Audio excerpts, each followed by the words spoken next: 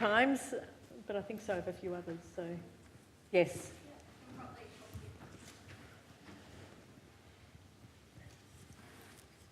Thank you. Thanks, panel. Very interesting. I just wanted to shift back to talking about the public for a moment. And so often in the aftermath of crises, we see a large number of campaigns and appeals to the public and their altruism in Australia as a giving community. And I'm wondering if any of the research has looked at the effects of saturation and compassion fatigue on both personal charitable giving and ODA flows. And yeah, I'm just interested in whether, and, coming back to the traditional narratives and framing of, help the poor people, whether or not, in fact, those campaigns can actually have the opposite effect and backfire on aid giving. So on charitable giving, which we probably have better data, at least with respect to your question, over the last couple of years, charitable giving has started to taper off. However, as best I can tell, that seems to be a function of economic slowdown. There's a strong correlation between economic growth and level of charitable giving, and also the absence of high-profile telegenic disasters in Australia's region. So that is, which is to say, there doesn't seem to be obvious evidence of charitable giving fatigue, which I guess is good news. That said, it's, levels of donations aren't skyrocketing upwards either, so it's not as if the nation is all of a sudden becoming a lot more compassionate. Did anyone else have a comment on that, or shall we take one more question, because we are going to have... I just wanted to make a quick comment about that, about the in campaigns around disasters, the question between what works and what might be right from a value perspective. So it's quite possible that having skinny black children on advertisements actually does raise more money than other kinds of advertising. But from a values perspective, that's not the right thing to do. So I think that's just an interesting challenge for NGO marketers. Mm. Yeah. So we have time for one more question very quickly. I think the lady with the glasses and her hand up there. Thanks, Andrea Babin from the Institute for Human Security and Social Change at Latrobe University. I'm a bit of a policy wonk, so I really enjoyed everyone's presentations. But I guess I'm just picking up on a point that Ben made about needing to understand the ideas of different actors. And, in thinking about policy influence and, to sort of be most targeted, I guess, really needing to understand the worldviews and the ideas and the interests of different actors. And, that's really time-consuming to do as an individual. And, we hear a lot of talk about, a sort of left-wing, conspiracy and, secret society. What are the mechanisms in place for different actors within the aid sector to get together and share information about the ideas and interests of particular sort of policy more powerful policy actors? And here I'm also thinking not just of politicians, but, within DFAT and within other, within the policy domain as a whole. Well, I'll give a pot calling kettle black type of answer, given that I work for a university, but the aid sector doesn't seem to be that good at cooperating. And it would be really helpful if those impediments to cooperation could be overcome, because as you're suggesting, there is a lot that could be gained through knowledge sharing. And about this time in 2016, I took part in a sector-wide group of visits to Parliament and visits with parliamentarians. And as far as I'm aware, that's the only time that the sector, all sorts of different NGOs from different parts of the sector, has come together to do that. And that kind of surprised me. So, yeah, it seems to me that would be something that could be done every year, but it doesn't seem to happen. As I said, us academics, right, we don't cooperate about anything, so I'm not accusing anyone of not being good at cooperating, but yeah, it's surprising. Right. I think we're on time, so there's a crowd waiting outside to come in for the next session. But I'd just like to thank all the panel members again for a really interesting presentation.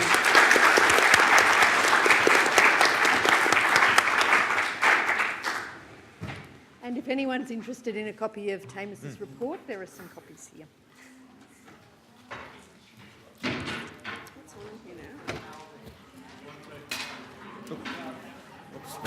Oh no, I just did it again. Oh no, that was a comment of errors.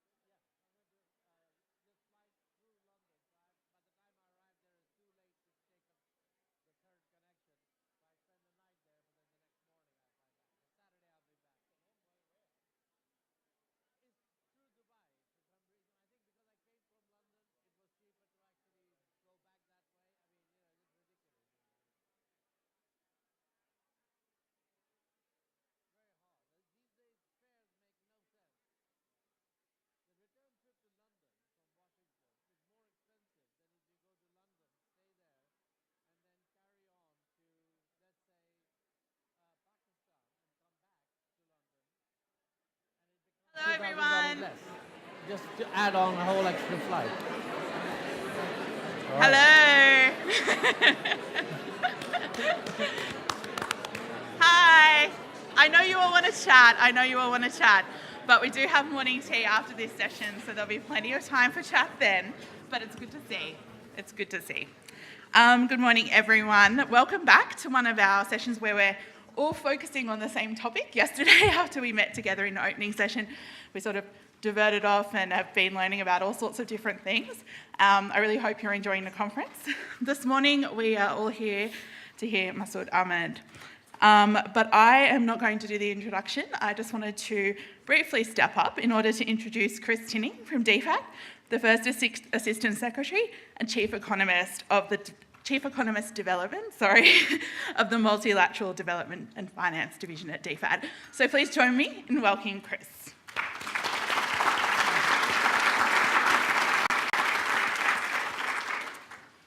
Thank you, Ashley. It's good to see so many familiar faces. I'd like to start by acknowledging the traditional owners of the land, the Ngunnawal people, and pay my respects to their elders past and present.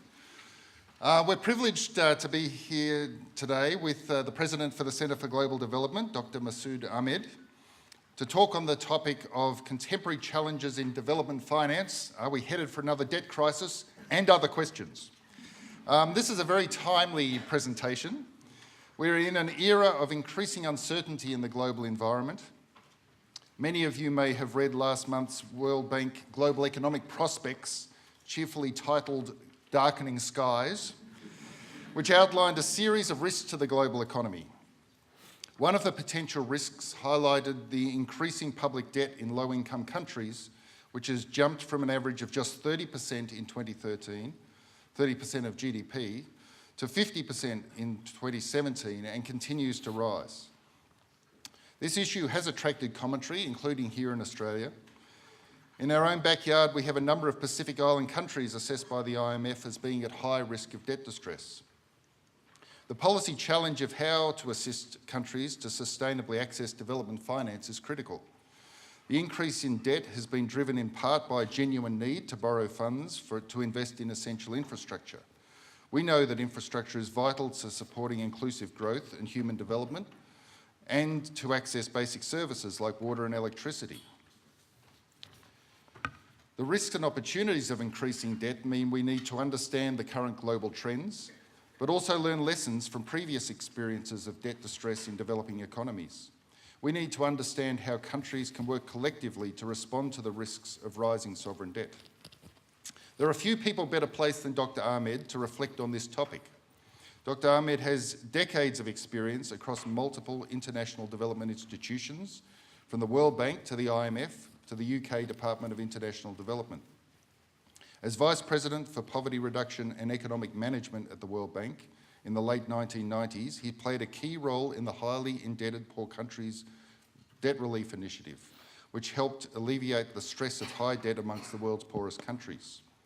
As Director of the IMF's Middle East and Central Asia Department from 2008 to 2016, he was at the coalface of helping to promote good economic governance in 32 countries and was praised by Managing Director Christine Lagarde as a visionary leader. For the last 2 years, he has served as President of the Centre for Global Development. Under his leadership, the organisation has conducted research on numerous topics, including debt and the implications of China's Belt and Road initiatives. Please join me in welcoming Dr. Ahmed.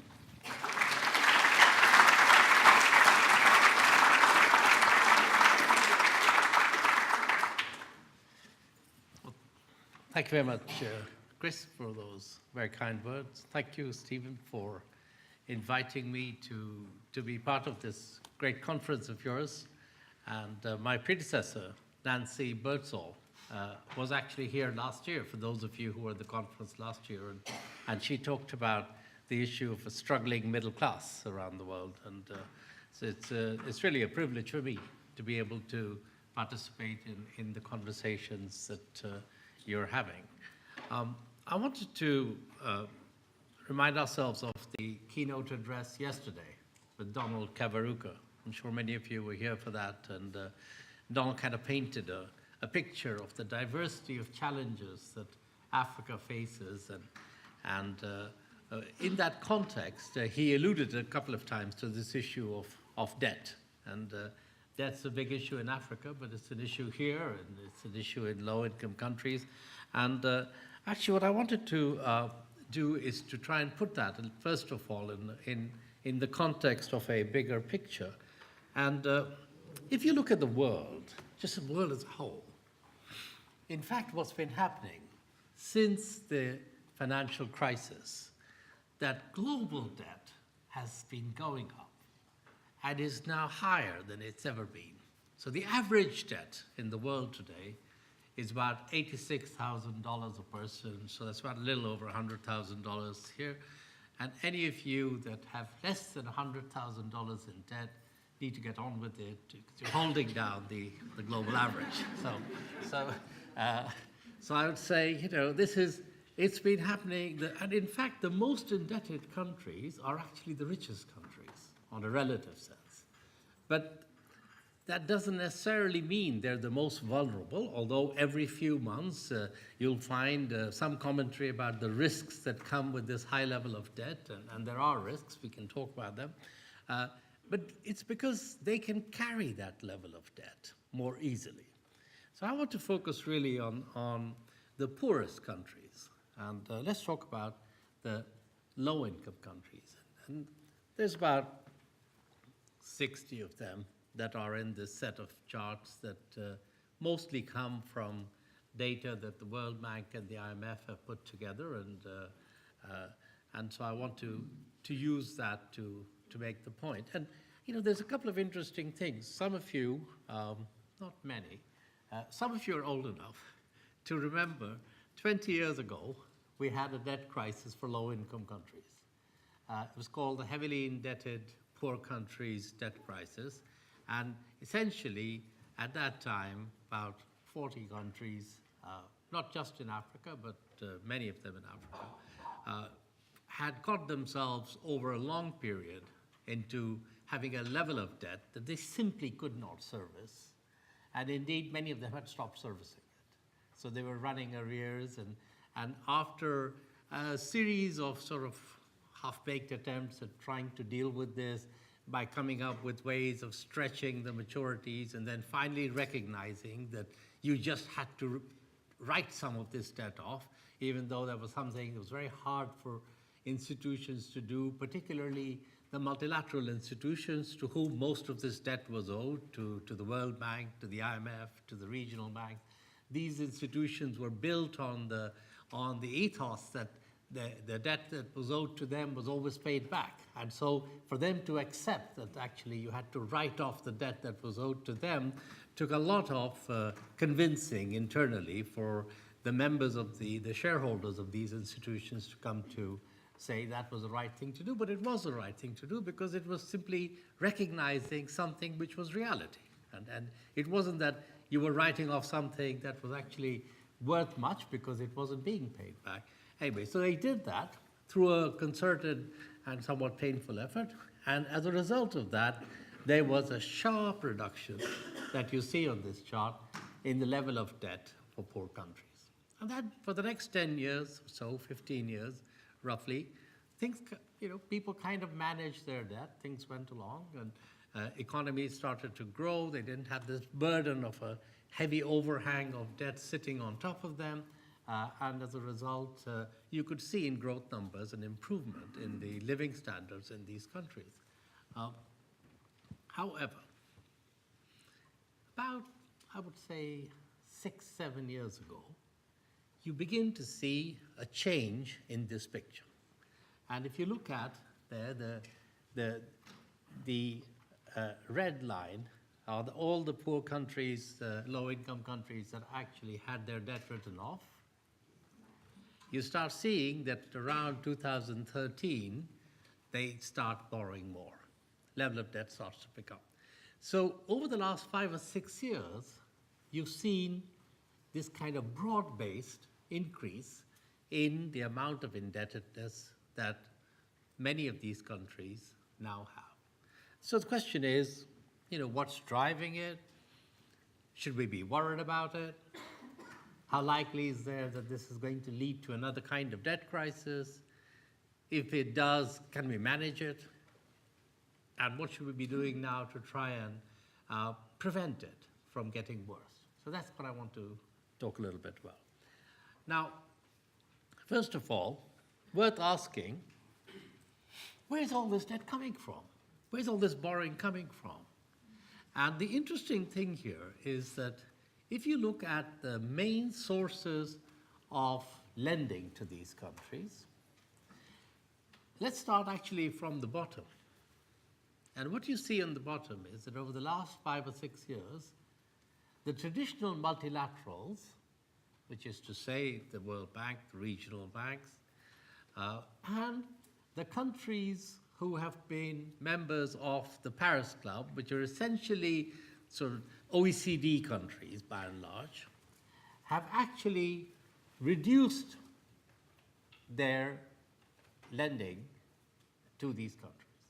It doesn't mean, as a share of GDP, it doesn't mean that they're not providing financing, because actually one of the lessons they took away after the last crisis was that instead of lending money to countries whose economic prospects were not strong enough to make you confident that they could carry that as debt and repay it, it's better to give them grants rather than loans. So many of them have moved to giving grants, so the money's coming in, but it's not showing up in debt, of course, because it's a grant.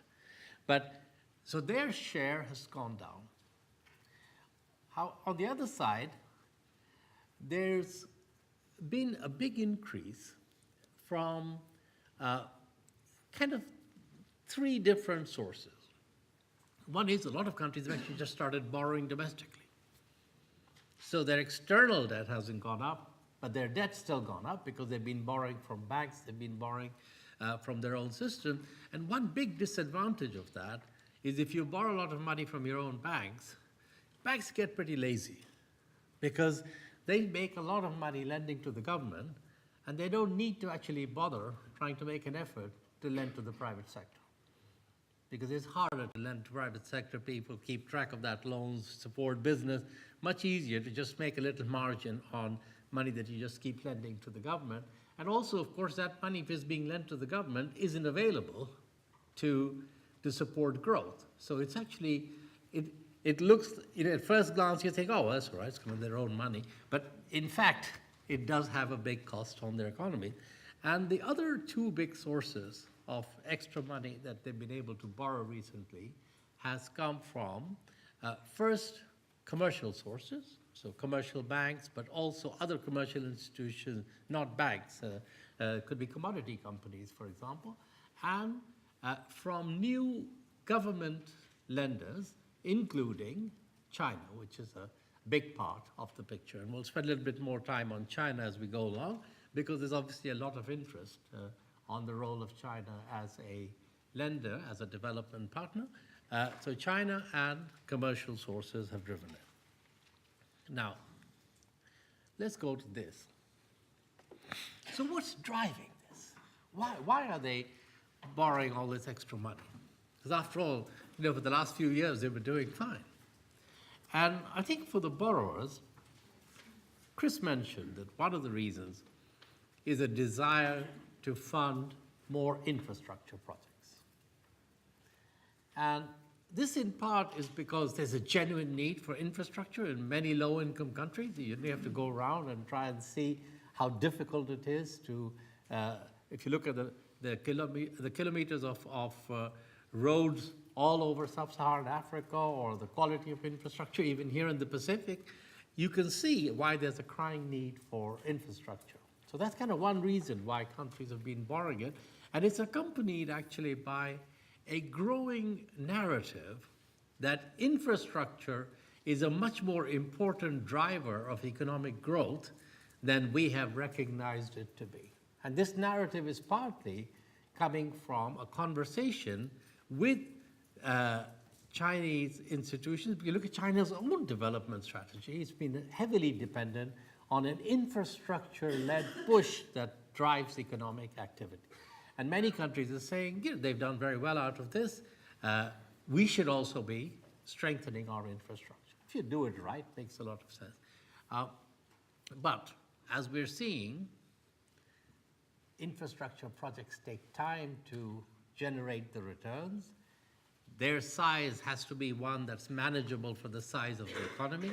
And sometimes if you rush headlong into an infrastructure project without thinking through how you're going to be able to actually manage the repayment of the loans that you've taken for it, you might find that you're stuck with having to repay long before you begin to see any benefits coming from that infrastructure.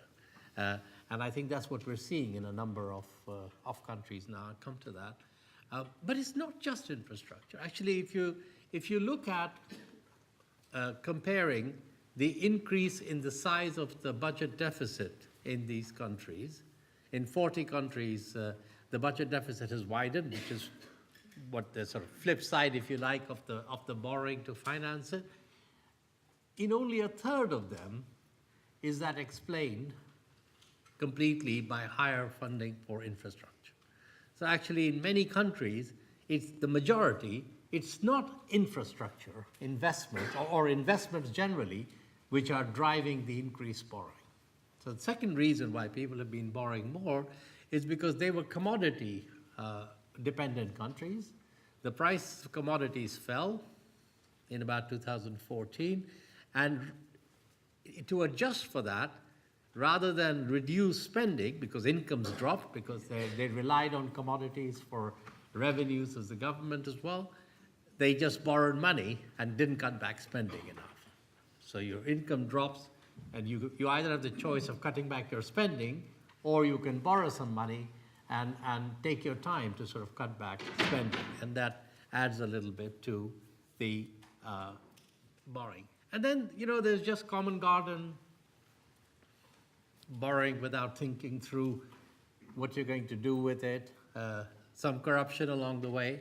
There's a couple of countries, Mozambique's an example everybody cites now, where they took on $500 million of borrowing from a commercial bank and used it for reasons that had nothing to do with what it was supposed to finance. Can't trace the money now, and the loan's still due. So there's still that standard set of issues. On the other side, which is, because every loan has two parties to it, so that's the borrowers. But then on the lender's side, since the global financial crisis, commercial lenders have been flush with liquidity, and they've been looking for yield wherever they can find it. So markets have become, for a long time now, lenders have become less careful about the quality of the decisions they were making on lending, because they were concerned about getting some yield. You can get 6-7% yield doing a bond in Ghana or a bond somewhere else in Africa, and you basically otherwise had, T-bills that you could hold for virtually no money at all, no return at all, and it suddenly started becoming more attractive to put this money out in these countries. And there has also been a sharp increase in lending over this period by a variety of Chinese financial institutions. So China used to lend to Africa about $1 billion in 2000, and over the last 5 years, it's about $10 billion a year. So it's gone up tenfold. Basically, these institutions have come in a big way to provide financing, and they are today, in many countries, the largest financiers. And actually in the region here, if you just read the local press, you'll see similar conversation about whether in some of the islands, this sharp increase in lending from many Chinese institutions is going to create similar issues. So let's talk for a minute about China. I think, it's quite interesting for me. I live in Washington now, and in Washington in particular, it's now very difficult to have a sort of reasoned conversation about the role of China as a development partner. Because most people start from some very strong priors about motivation behind this? Is this a financial or a geostrategic objective? And so it very quickly becomes trying to less identify the problems that are going to come from this engagement. And then you also see, and sometimes you sort of hear even in academic conferences, presentations which seem to imply that there are no potential problems from the project of the BRI. And quite honestly, if you have a project that's going to be involved in huge infrastructure in 60 plus countries over a course of a decade, adding up to a few $1 trillion, it's not impossible not to have problems. It's a normal part of such a large project. Some things will go well, some things will go badly, and we just need to keep identifying what's not going well and fix it as you go along. And starting from the assumption that it's all good or all bad, it's not going to get us very far in terms of having a meaningful conversation about it. And in fact, if you look here, this is a graph that was done by my colleague, Scott Morris, and what this shows, in fact, is that of the countries that are covered by the BRI, sort of 60 plus countries, in fact, most of them do not yet have serious debt problem. Some of them do. There's about 8 that when this was done. I think it's a little bit higher now. But it's not as if every country where there is some project associated with the BRI has a serious debt problem today. Doesn't mean that, however, that in the countries where there is already a debt problem, somewhere it's beginning to emerge, we shouldn't address them, because obviously it's only through addressing them that we'll try and move forward. And then let's look at it another way, which is how big is the role of China as a lender in the countries, in low-income countries as a whole, and then in the countries where there is a debt problem. So the top part of this chart, this top panel, is looking at the share of debt from different sources in all low-income countries. And what you see there is the big difference you see between that top panel and the bottom panel, which is the same picture, but for countries which have a problem. And what you see in the countries which have a problem is that there are three different areas of lending which have gone up disproportionately. One clearly, as you see from the sort of mustard-colored bar, is the share of debt that's owed to China. So in the countries that have problems, that's really much more pronounced picture than you see for low-income countries as a whole. The second is commercial banks. Say their lending in these countries has been a little bit more aggressive, a bit more imprudent. And the third, which is sort of interesting for me, is other commercial. And other commercial is a category that is relatively new compared to 10 or 15 years ago, because essentially it's, as I said, it's companies like commodity brokers and other companies who have provided funding in ways that are less clear. And part of the issue that we face with many of the newer lenders, whether it's Chinese institutions or whether it's these other commercial lenders, is that the information about them, the terms, what the money is being used for, is not as transparent. And that doesn't help, because then it actually, in a perverse way, it fuels the worst narratives about motivation, which sometimes actually more information, more transparency would help people to see what this is about.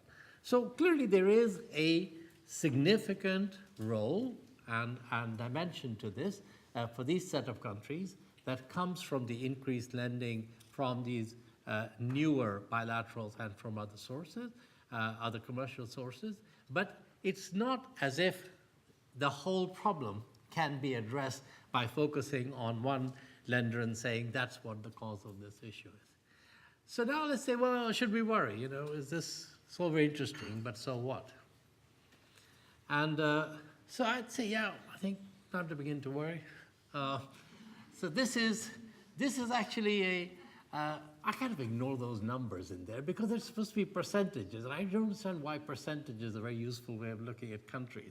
But anyway, this is supposed to be the 60-odd countries that are low income, and since the numbers vary slightly over the period, what it shows is what percentage of these countries, and you can calculate the numbers from 60 quite easily, you know.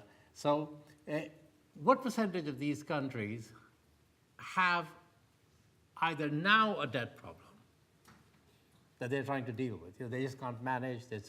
They're in debt distress, which is a sort of term used for countries which are unable to meet their obligations, and they're currently going through some process of trying to address that with their creditors, or they're at high risk of debt distress, which means that you're sort of assuming that unless something's done pretty quick to help them deal with this issue, they'll soon be in the category of actually having a problem. And what we have here is, this is from last year, but basically this is from the IMF, that about 24 countries either had a problem now, couldn't deal with it, or were at high risk of having a problem. And they've just updated this last month, and that number of 24 countries has become 30 countries. So it's getting worse, not better. And I think that's, so significant enough number of countries, 24 or 30 out of 60, that we should begin to worry about it as something that requires a bit more attention than it's been getting until recently. So for the last 6 months, everybody's now focused on the debt problem, low-income countries. What surprised me, and I have to say, a little bit, I'm still struggling to find a good explanation for it, is this problem, as we saw earlier, has been building up since 2013. And it wasn't until about 2017, 18 that we really started focusing on it and saying, gee, this is actually a significant number of countries have a problem. And sort of my question is, maybe we should have got onto this just that tiny bit earlier. Anyways, so could it get worse? I think there are 3 good reasons why the picture we see is likely to be an underestimate of how bad it is and how much worse it could get. The first is that the standard problem that actually the whole world talks about when we look at the high level of debt now, which is that interest rates have been very low, global economy's been doing well, so everybody can sort of carry more debt than you would be able to comfortably if interest rates went up a bit, and if your export prices came down because the world wasn't doing as well, and so commodity prices, export prices went down a bit. So you can imagine that with an outlook for the world, I think Darkening Skies was the title of the World Bank report that Chris cited, with an outlook for the world that's looking a little bit less certain, you think things might actually in a year's time be worse rather than better, everything else being the same. The second reason is that we still don't have a very good picture of what the debt is in many of these countries. So if you look at many of these countries today and say, do we know with some degree of confidence what is the debt and what are the contingent liabilities that they have? We don't. And what we're discovering is often it's in the context of the problem when they can't meet their debt servicing obligations that the stock of debt, that these loans that have been taken on suddenly become clear. So partly it's because a lot of the borrowing is being done not by ministries of finance, which have traditionally been the sort of keepers where everybody came together and you had sort of somebody who was aware of all the debt that the government owed. Now, in many countries, state-owned enterprises, whether they're electricity companies, utilities, other kinds of companies, fishing companies, they've been contracting debt with a government guarantee, but this hasn't actually been communicated to the people who are supposed to be keeping an aggregate picture of that debt. So we're discovering these liabilities even as we move forward, and even today, we don't have a very complete picture. So that's kind of one reason why it's unlikely that we're going to discover in a year's time that some things we think are on the books are not on the books. The more likely thing is there are some things that are not on the books which are going to appear on the books in a year's time when it comes to obligations. And then the third reason is that if you look at what are called the debt sustainability analyses that are done to look at whether the debt level is manageable or not. And what this does is it takes a level of debt, takes what additional loans are on the books, when they're likely to have to be repaid, and then it makes a set of projections of your growth rate and your exports and your budget adjustment and how much you're actually going to cut back your fiscal deficit, and then looks at it to see if this is something that's going to add up or not add up. But the problem with this is that if you look at the assumptions that are being made about growth, about export, about the degree to which governments are going to be able to adjust their spending, raise their revenue, to cut their budget deficits, many of them are quite heroic. So they are based on a future that is very different from any past. And that's all right. I mean, we all live in this world where tomorrow's going to be very different, but you got to worry whether it's a good basis on which to make policy. So I'm kind of a little bit more cautious, and my feeling is that if you sort of mark down some of those assumptions, then the size of the potential problem gets a bit larger. So for all these reasons, my view is that it's 30 countries now. It's likely to be somewhat more than 30 in a year's time when you have the same conference next year and you have a panel session somewhere on this topic. So suppose there is this problem. How easy will it be to resolve it? So we've sort of realized there's a problem. It's likely to get worse. Now the question is, can it be fixed? How difficult will it be?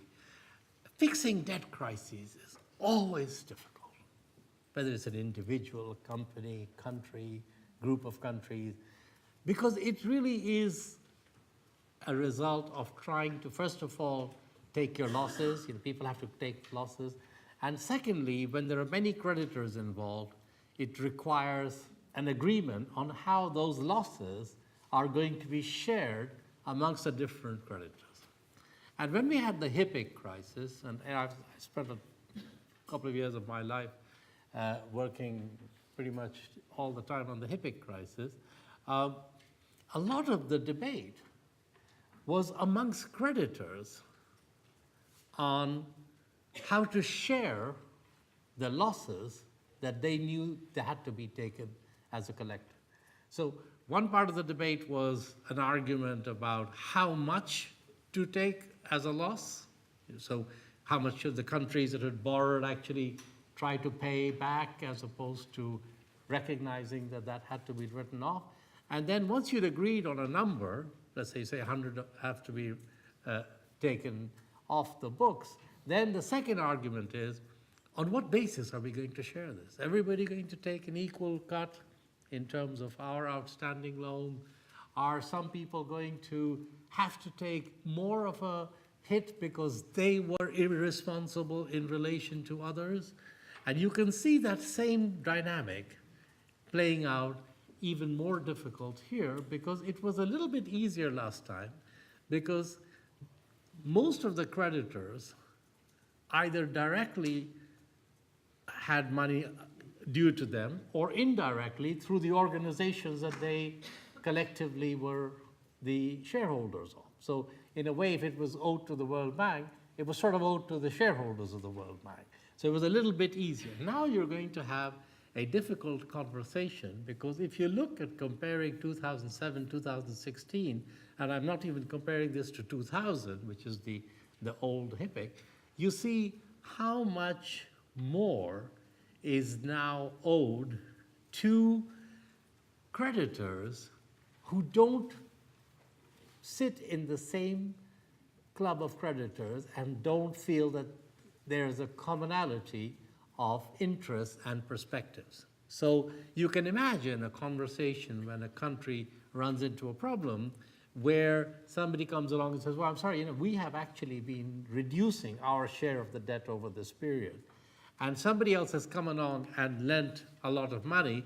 I don't see why we, the more prudent creditors, should have to take any kind of hit, because it's not our behavior that has led to this problem.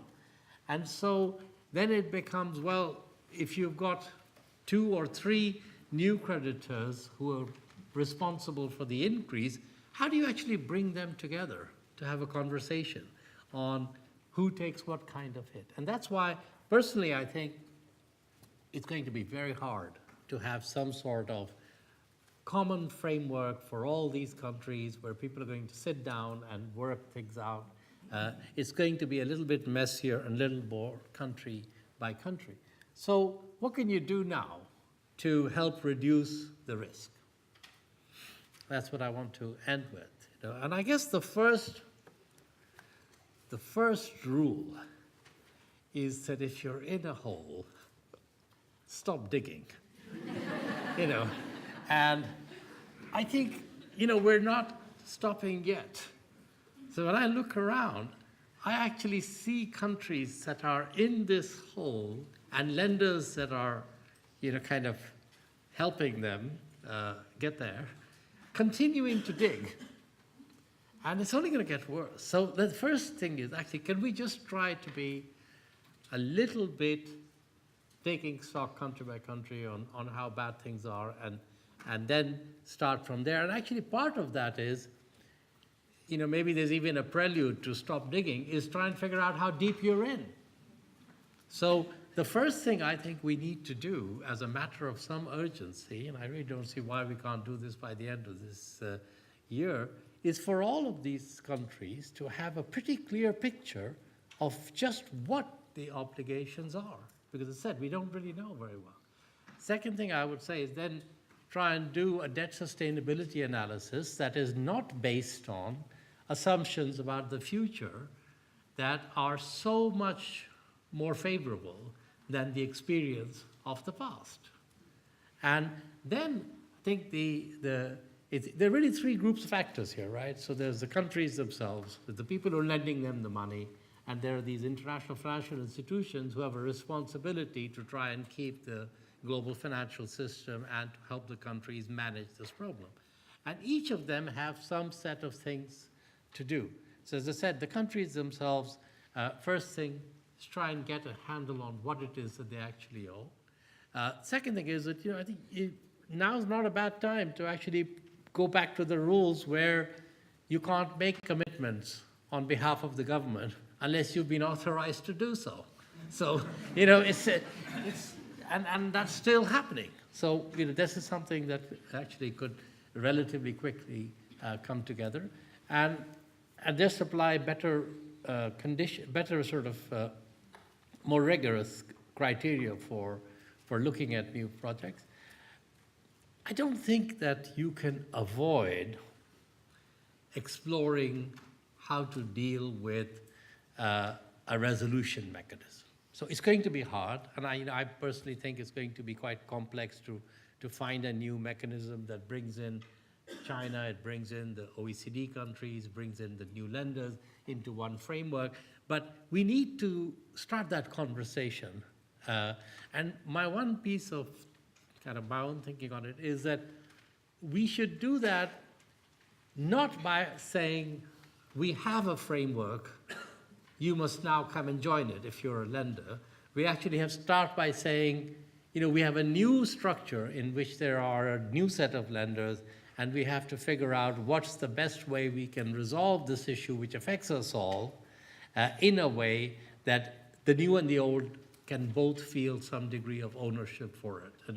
And this is not just an issue for debt, it's an issue for a lot of things in the global financial system, where our attempt to bring in new players is essentially by saying, these are the rules of our club.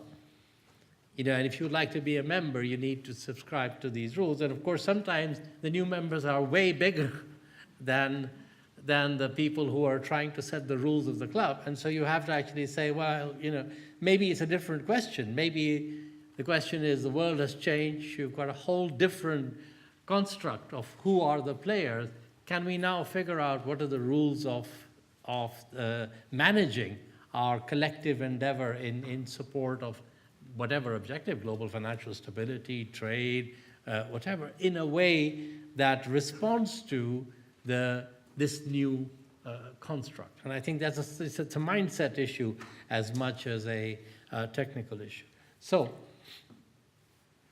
I would say this is kind of like a global picture, but as many of you know far better than I, the same questions are being posed in the region about a set of small island countries in the Pacific where you've got, again, same sorts of issues about a very sharp increase in debt, questions about where that debt has come from, issues of whether some of the infrastructure projects that are being put in place are based on economic or financial criteria that are objective, and trying to figure out also how one can give those countries some support in thinking through the options that they have and the consequences of those options. So I hope we can have a conversation that's both taking into account that perspective, but also looking at it in a broader global sense. And as Chris said, I think there was also some bit, maybe this was Stephen who put this in, and any other questions. So I'm very happy for us to have a conversation that builds on debt but goes beyond into development finance. Thank you very much.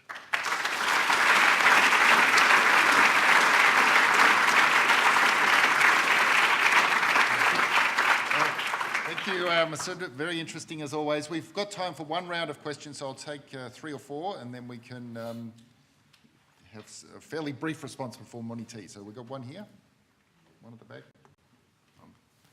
Start here.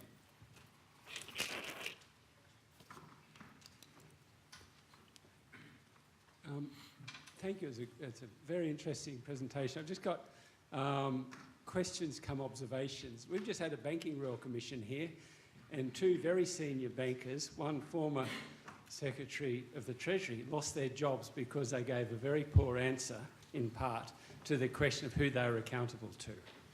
The Asian economic crisis, as I understand it, I could be wrong, created a big problem for the IMF because it also got that question wrong.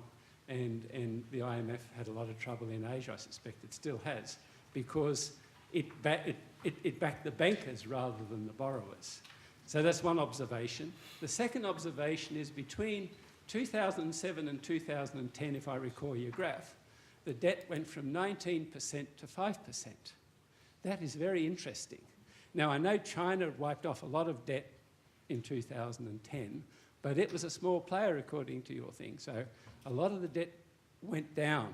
It's partly probably because commodity prices improved and stuff. But the same situation is emerging now. So that's my 2 observations, come questions.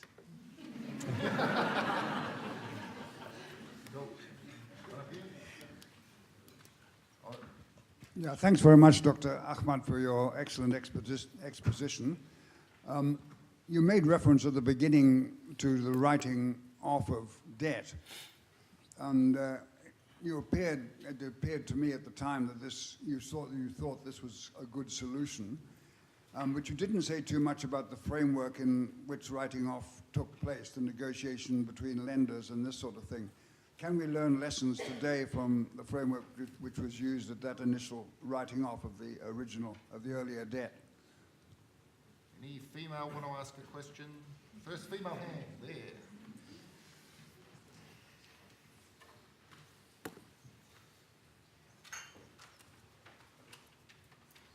Thank you. The Australian government's just announced a new infrastructure investment facility for the Pacific. My first question is around that. I wondered if you would have advice for them on this final graphic around reducing the risk, what trigger points, what guidelines you would suggest they put in place. And the second question was your observation that that the shared value base that used to be with the Paris Club and multilaterals has dispersed. And what do you think can be done to find a shared value base? Why don't we go with those? Okay. Well, I'll take the first two observations as observations. Because they're very big issues, and we can have a long conversation around it, and maybe we'll do that during the tea. But I think let me do the other two, which then we'll come back to that. I think the question is a very good question of what are the lessons that we learned from the last crisis for low-income countries. And actually, you could also argue what are the lessons that we learned from debt crises with other sovereign debt problems in middle-income countries. And I would say that I think the two lessons that are worth carrying forward are postponing a resolution in the hope that things will get better has generally, never resulted in a better outcome. You know, and those of you who like the history of debt crises, if you look at the Paris Club, you know, they used to be they would meet every year, and they would go from one term to another term, as it was called. The terms were defined on the cities where they were having these G7 or other meetings. It'd be Houston terms, Toronto terms, and each time round it was just like a little bit more, you know. So we'll kind of, but frankly, it wasn't until they got to the HIPC debt crisis resolution framework where they stopped just trying to solve it piecemeal and stepped back and said, here's a problem, let's try and find a way of solving it. So I would say you've got to deal with reality rather than not.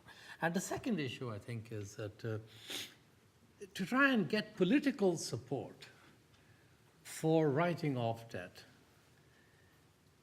you need to have both a sense that the amount of debt that countries are carrying is unsustainable, that the reasons why they have this debt is only partly of their own making, and that there's sort of a broader sense of unfairness as to why these countries have the debt, and a degree of comfort that if you write off the debt, it won't just lead to people going out on a borrowing spree again. And the reason why the last time around, 20 years ago, we were able to achieve this broad-based debt reduction is because it came with a program where over the subsequent years, there was a degree of working with the countries and monitoring their borrowing in a way that they weren't going to create problems. So it gave people a sort of broad sense of comfort. So I think there are good lessons that one can draw on it. And it takes me to the question you raised about value. I mean, you know, we can have a whole different session, and maybe next year we should, you know, which is on how we see the current fragmentation of a multilateral system and what is behind that fragmentation in terms of a breaking down of a sense of common purpose, also a belief that this multilateral system has actually served the benefit of the elite rather than of the large community of people in many countries. And I think that whole sense of shared values is not just between old and new players. It's actually, I think, a breakdown of shared values within societies, because most people have lost, or not most, many people in many countries have lost faith in the institutions that were set up to manage the interaction amongst countries, which they now see as institutions that have promoted, without careful thought, the consequences, the kind of globalization where the consequences of that globalization have not been sufficiently managed for that community. And I think that leads us into a much harder premise from which to build shared values with new members, because we are struggling ourselves to define what our common views are about the sorts of global institutions that we need,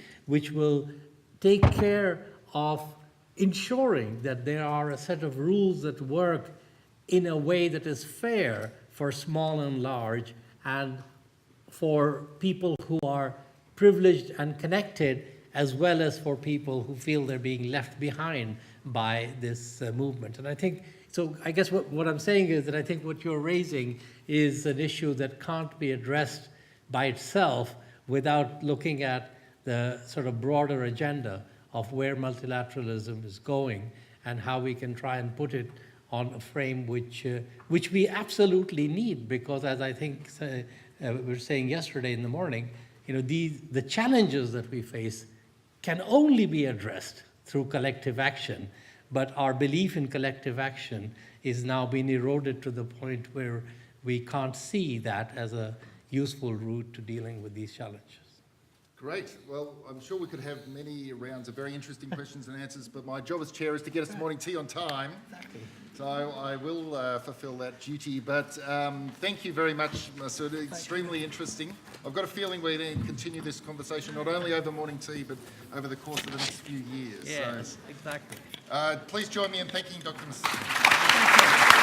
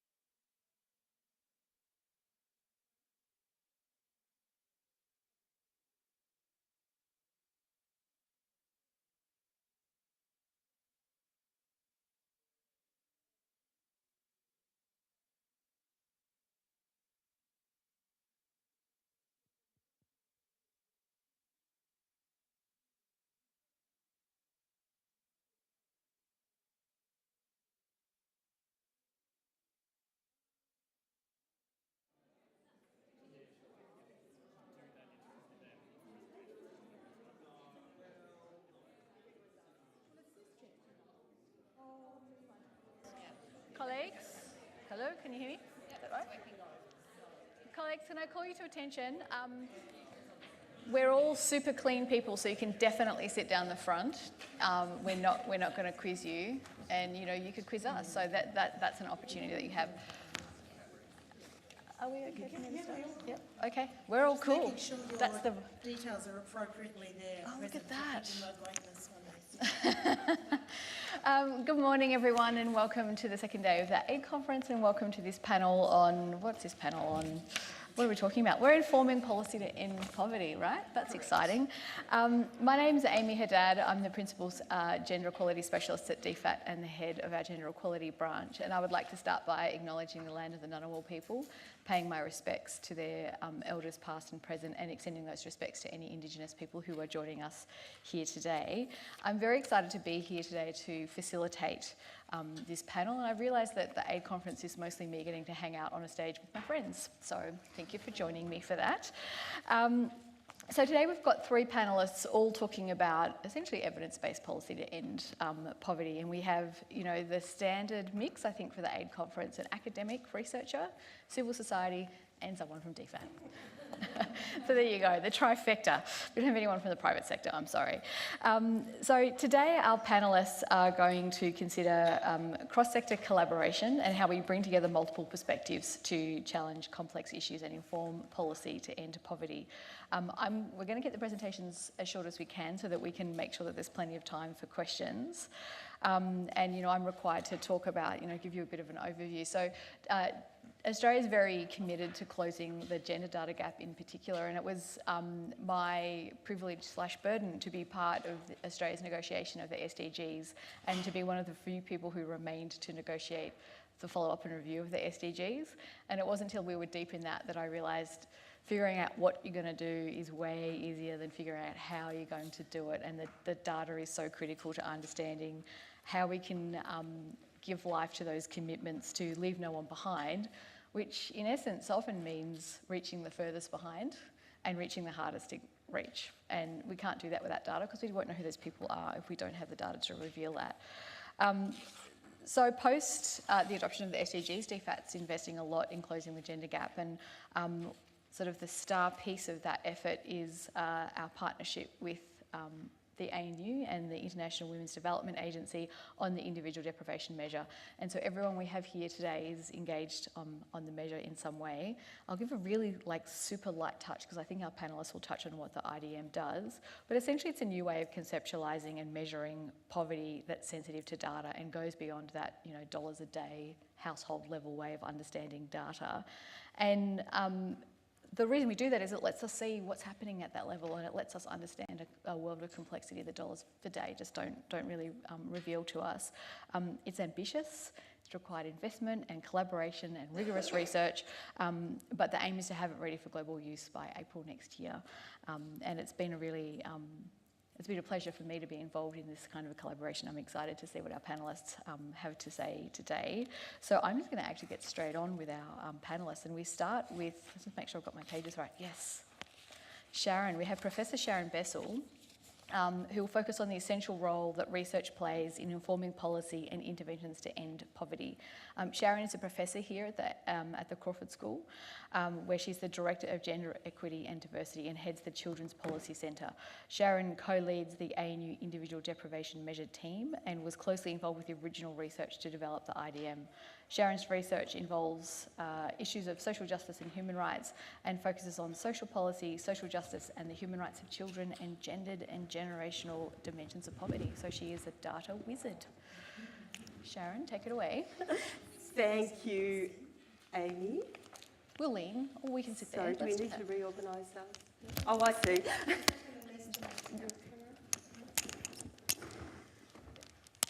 Okay, thanks, Amy. Innovation. Let me also begin by acknowledging the traditional owners of this beautiful land on which we meet, the Ngunnawal people. Pay my respects to their elders past, future and emerging. So Amy has already given us an overview of the individual deprivation measure. What we're going to be talking about today is not the findings of the work that we're doing, and we're in the midst of collecting and analysing data at the moment, but we're going to talk more about the development of the measure and what that means for policy. So Jo, my colleague, is as part of the partnership between ANU, IWDA and DFAT, will talk about what the IDM provides, particularly from a civil society point of view. But I want to begin by talking a little about the research component of the IDM. And one of the most exciting things about the IDM is the extent to which it is grounded in robust research and the way in which that research has sought to be agenda setting, initially to change the way we think about poverty and now to change the way we respond to poverty through the data that we're currently collecting. So I just want to take you through that pathway of what research has to offer in terms of not just thinking about poverty but doing something. There are lots of different types of research, but this research and the research that we do here at Crawford is about research for policy development, research for implementation, research for change. And that's very much what the research that underpins the IDM is all about.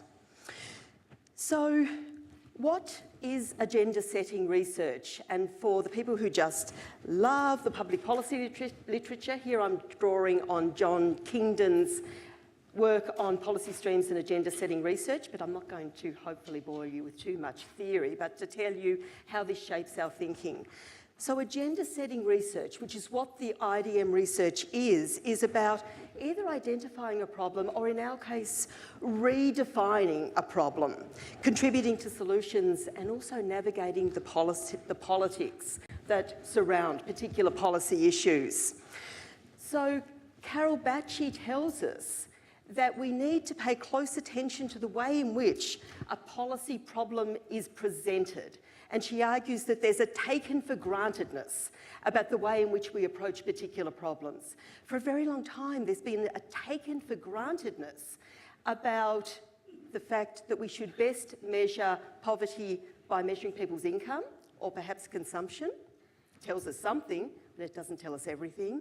And for a long time, there's been a taken for grantedness that if we measure at the household level, and if we ask one person within the household, often the household head, often a male, that we will then be able to understand what's going on for individuals within that household, but individuals in that society. These are assumptions, but they're problematic because we don't know enough about poverty, particularly the gendered nature of poverty, to be able to respond. So when we began this research with ANU, IWDA and a number of partners involved through an ARC Linkage grant way back in 2009, 2010, part of what we were asking is how is the problem of poverty being presented? And we saw the dominance of household measures, we saw the dominance of income-based measures, and so we asked what were the assumptions, the silences, and what were the consequences of those assumptions. And in the initial research that underpins the IDM, we wanted to know what the problem might look like if we didn't rely on existing assumptions, on existing data sets, but we instead asked women and men across the life course, in rural and urban areas, across different countries, what it is to live in poverty, but more importantly, what they felt was needed in order for governments and other key actors to be able to respond to poverty. So we undertook participatory research across 6 countries, 18 sites, with a couple of thousand people. The analysis, as Jo will attest, was a nightmare, but it gave us rich insights into how we think about poverty and how we might measure poverty. So let me just put to you a little of what our research in this project and other research on poverty has suggested in terms of the way we need to think about poverty. We can think about poverty as a wall, a barrier that prevents people living the kind of lives they want, that prevents people from getting ahead, from supporting themselves and their families. So if we think about income for a moment, if we increase people's income, what might we do to break down that wall? Well, income may well be able to buy education, even good quality education, but it won't ensure that people are able to access education free from discrimination. Income might buy healthcare, but it won't ensure that people are treated with respect when they go to care providers, particularly the most marginalised. It may be able to buy housing. It may be able to buy water, but not if there's no pipeline to your house, not if there's no infrastructure. We may be able to buy food, but income does nothing about the gender distribution of food within the house. And in some areas, income may not make poverty better. That's controversial. What do I mean by that? Well, if the trade-off is earning more income, but doing that through engaging in highly exploitative or abusive work, then an individual may not be in a better situation. For many women, earning money means additional time burdens because they still carry so much of the responsibility within the household. So based on this way of thinking about poverty as much more than income, we, like many others, argue that we need a reconceptualization of poverty. Ruth Lister's work tells us that what we need is to first conceptualise poverty, then define it, and then think how we're going to measure it. But what's tended to happen is measurement has driven the discourse. So we measure income, that leads to particular definitions and particular assumptions about how we conceptualise poverty. What we've tried to do is begin with the conceptualisation based in that participatory research. So our research has told us that poverty measurement should be multidimensional, material, non-material and social. It must be gendered. It needs to understand generation. It needs to think about how human rights are denied through poverty, and it needs to be scalar rather than a binary cut-off, which leads us to a definition something along the lines of poverty is the interplay between material and key non-material deprivations that prevent an individual from participating in his or her society and living a life of dignity. And that leads us to the individual deprivation measure. Jo, I think, will talk more about the measure. It's a multidimensional measure of poverty. It's sensitive to gender. It measures at the individual, not the household level.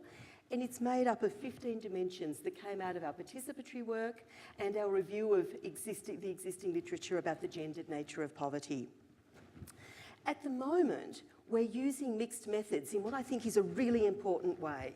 We began this research that underpins the IDM with participatory research that asked what the problem is and what matters to people. We used that research to build a survey that's allowing us to survey very large numbers of people. In South Africa at the moment, we're today beginning a nationally representative survey of women and men across South Africa, and that gives us the numbers because we know numbers matter for policy. But we're also going back into the communities to check what the numbers mean, why people answered the way they did. And we ask some sensitive questions around violence and control over one's own life and decision making. So part of the participatory research that we're doing is ensuring that this survey does no harm in asking those questions, because we're asking about violence of every adult member of the household. So let me spend the last couple of minutes that I've got thinking about how research can then move to greater understanding, to triggering debate about what we do, to policy, to action, and maybe even to change. And when I say change, I mean change in terms of making people's lives better, not simply a change in the way we think about things or respond. So in Indonesia, we carried out a survey last year, and we're now in the process of engaging with policymakers, with civil society, with key stakeholders around the findings of the research, the very early findings. And we've gone back to those stakeholders before we talk about the findings to anyone else, because we want to ensure that people locally understand what the survey is telling us before we talk publicly about those findings. And here, I think when we talk about how we use research to engage with stakeholders and particularly policymakers, we can again think about Kinden's idea of three streams that matter. The problem stream, what are the debates and how is the problem being defined? The policy stream, what is it that is being done in terms of responding to poverty? And what are the debates? And finally, the politics stream. How are the politics playing out to create new opportunities or to keep us locked in the status quo? Kinden argues that these three streams run separately, but if we're able to bring about a convergence between those streams, then we have a policy window. And when that policy window opens, we have influence. So this is one of the things that we've been working very hard around in Indonesia, to think about how we engage in the debates, how we engage in the policy discussions, and how we deal with the politics. So I'm going to stop in half a minute, if that's okay, and just talk very quickly about what we've done in Indonesia and what we're planning to do in South Africa in terms of engaging with the debates, and how this idea of a policy window means that we do have an opportunity at the moment to be able to engage with policymakers. The SDGs have opened an opportunity in order to rethink poverty and poverty measurement and responses. So we have those debates, there's my timer, going on in Indonesia at the moment that create an opportunity. In Indonesia, we have what we might call policy entrepreneurs advocating for change and new ways of thinking.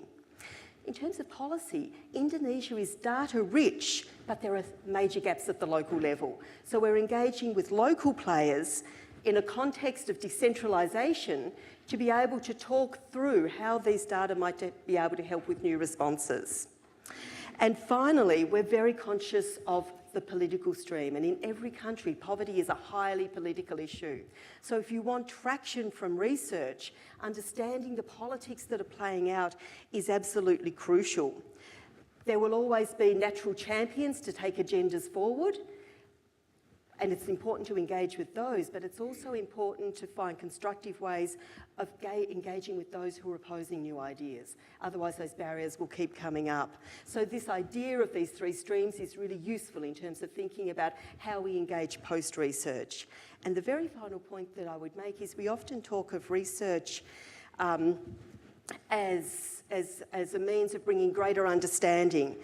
And that's certainly the case, but it happens best when it's based around long-term relationships, deep engagement, and deep understanding of context. We also talk about research having the potential to speak truth to power.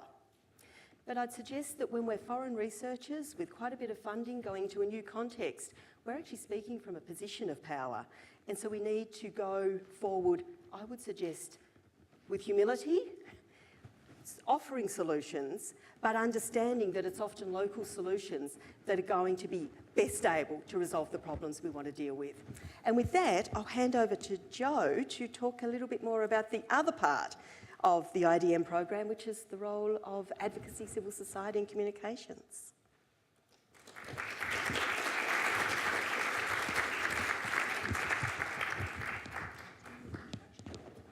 Should I have introduced Jo? Jo is my dear colleague who is probably known to many of you from the International Women's Development Agency and central to... Jo, Amy, do you want to do the... No, but this is a collaboratively facilitated panel. That's right. With deep local knowledge of Jo's contribution to the IDN. So is my one up, Sharon? Yours is up.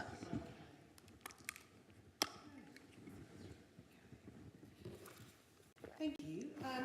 So this is in practice after hearing Sharon's presentation is less linear and sequential as it is layered, I think. So some of the similar themes will come up as I'm presenting, but hopefully everyone sees this kind of conjunction of players and perspectives across the three presentations.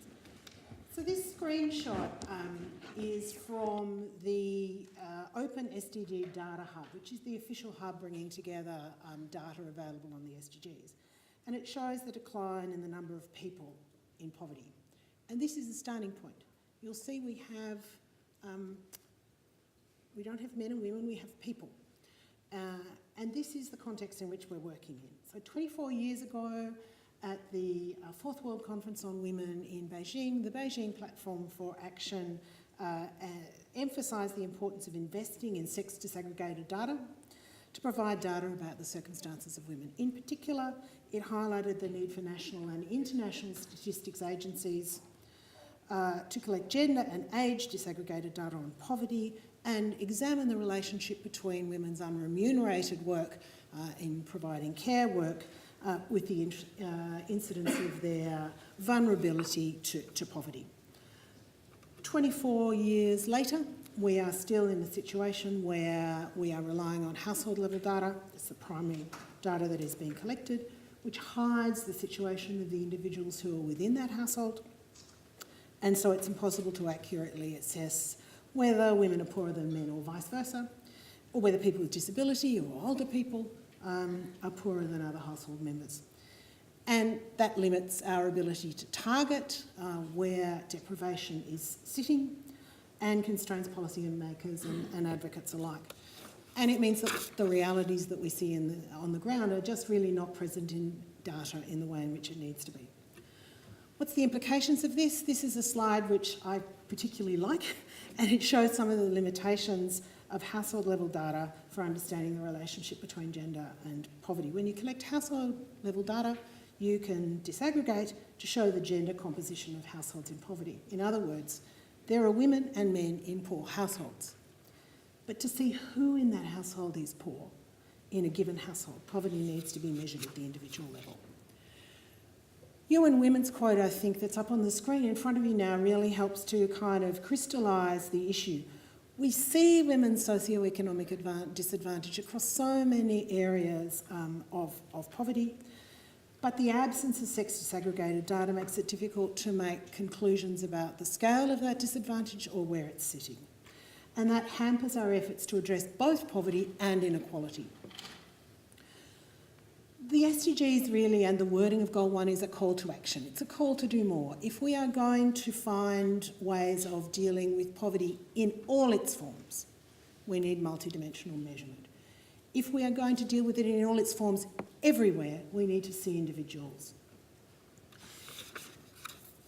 Without that kind of data, what we have is a situation where our focus isn't as sharp as it needs to be on who is most experiencing poverty so we can address those intersecting disadvantages.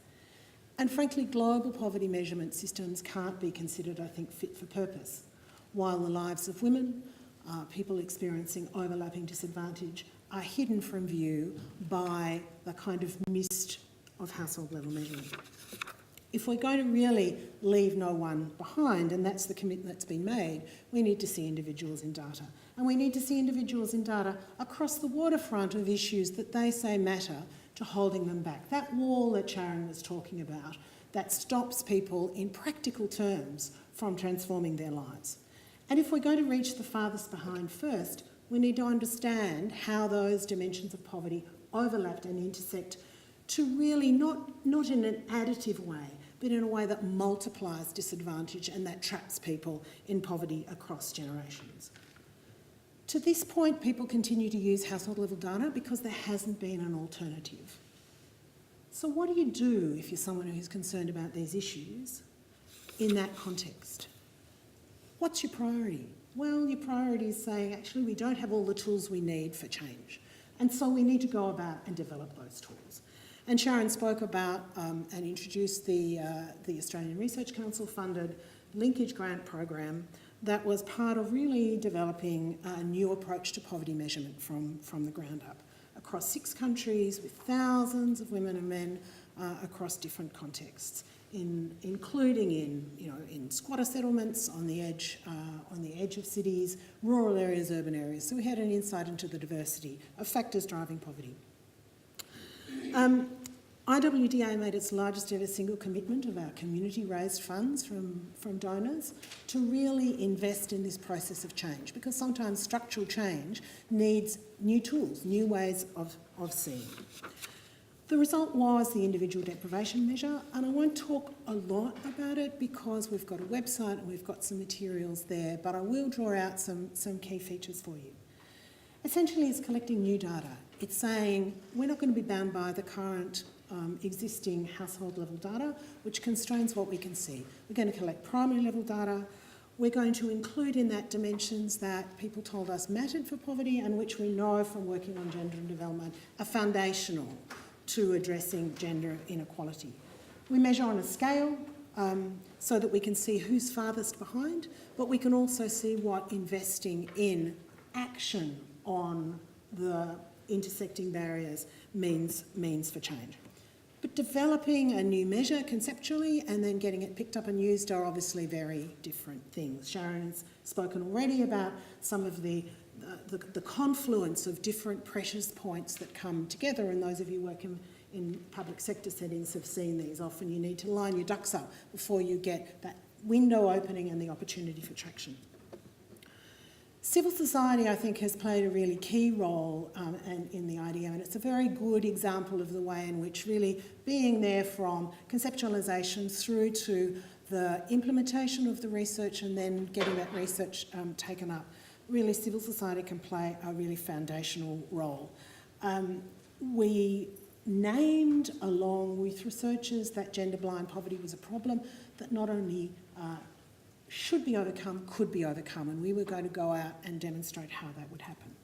We were involved in prioritising the resources, donating our own funds, contributing and mobilising volunteer resources to stretch those funds. We had worked with organisations on the ground that were able to facilitate entry to communities. We worked with government and academics to promote the results. We secured further funding from DFAT in Fiji for an initial piece of work with the Fiji Bureau of Statistics that really started to show what was possible and demonstrated the kinds of things that the IDM could offer. So what we can see at the moment with household level data is we can see some average exposure figures to in households in Fiji. With the IDM, and you can certainly go below the averages at a level of sex, but what that starts to show you is that average picture is actually really hiding the situation of both women and men. And so in terms of understanding where change agents are positioned and how you might go about trying to see who is most deprived in what ways to tackle those things, with household level data, you can't go as far as you can with individual level data. IWDA has also been using its kind of focus on communications and engagement to really hold the space while some of the detailed research and evidence collection is happening, to start telling the story, to building that anticipation. Because you have to believe that the current level of poverty, the current level of data that's available is a problem before you'll start going to an alternative. There's a lot of household level data. People first need to be convinced that that data comes with blinkers rather than just this rich resource of data that's out there to be dived into. The focus too on gender equality and systemic change has also shaped a program focus that's around enabling a range of different kinds of data collectors, so seeing civil society as a legitimate player in building and using these kinds of data tools alongside official statistics officers. The role of civil society in change, we know from evidence, really matters. I've popped up a slide about Tun and Weldon's research across 70 countries. It relates to violence against women, but essentially what that point is say that local change agents for whom those priorities are a key priority, I'm just going to keep talking, the local change agents are really critical for sustained and systemic work.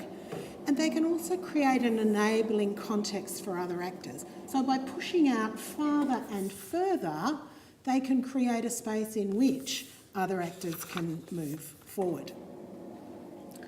The next slide, I'll help you imagine, is a slide with some pictures from Equal Measure 2030, Data 2X, and the Inclusive Data Charter, which are really just some examples of initiatives which have got civil society in a driving role, really trying to use communications engagement, networking, alliance building to create an enabling environment for change.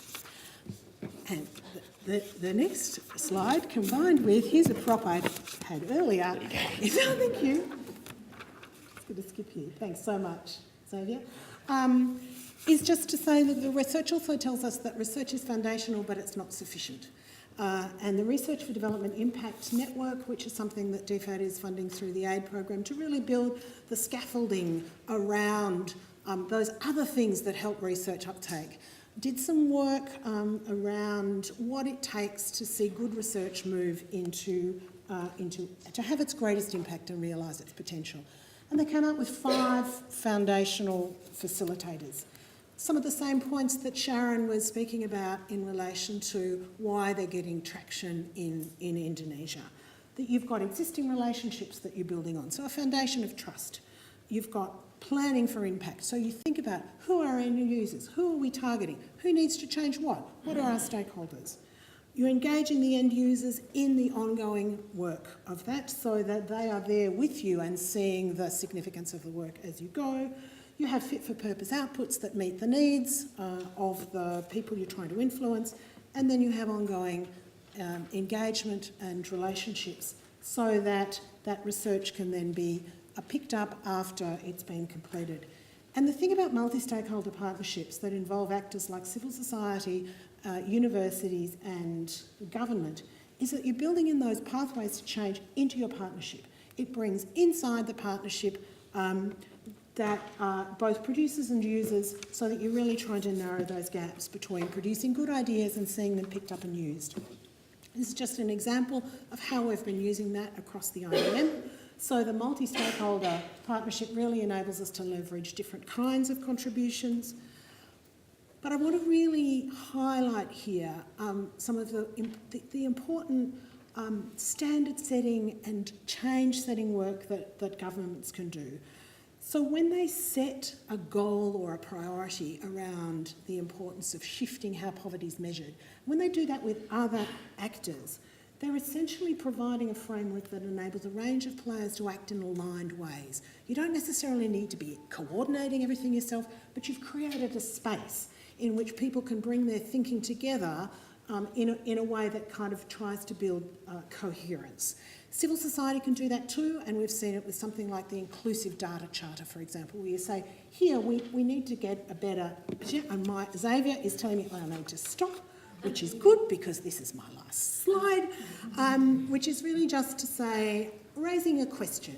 Are we at a moment where we could see potentially a policy window opening, where we can see the confluence of some thinking around the need to measure inside households, to measure at an individual level, to get a better insight on the relationship between gender and age and disability and other factors influencing poverty.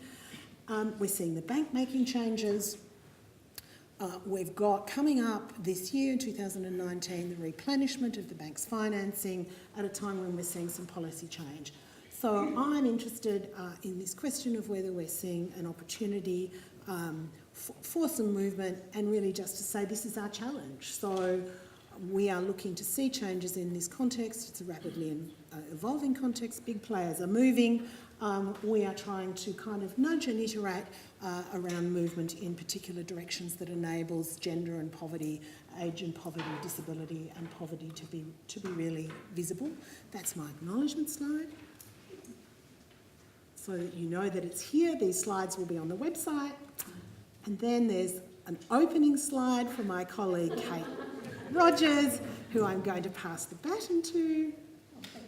And then her slide. So I should have your opening one. Thank you. And Amy, did you want to introduce Kate? I can introduce Kate. Hello. So Kate is on the, apart from being an uber impressive development economist with 20 years of experience, including Indonesia and through the financial crisis. Yes. You were there. Kate is on the advisory board of the Individual Deprivation Measure and really providing, is a great person to speak about the broader policy environment. Thank you, Jo. That was heaps better than Amy would have done. I know. Before I start, I'd like to follow my colleagues and pay my respect to the traditional owners on the land in which we meet today, the Ngunnawal people, any elders past and present, and extend that respect to any Indigenous colleagues here today. So I'm going to talk to you... I'm going to change that slide. No, I'm going backwards. Okay, here we go. All right, so I'm going to talk today about DFAT's strategic efforts to really inform our anti-poverty programming. Those of you who were at the Secretary's speech yesterday would have heard her reiterate in very strong terms how very important the poverty alleviation is to our overall objective.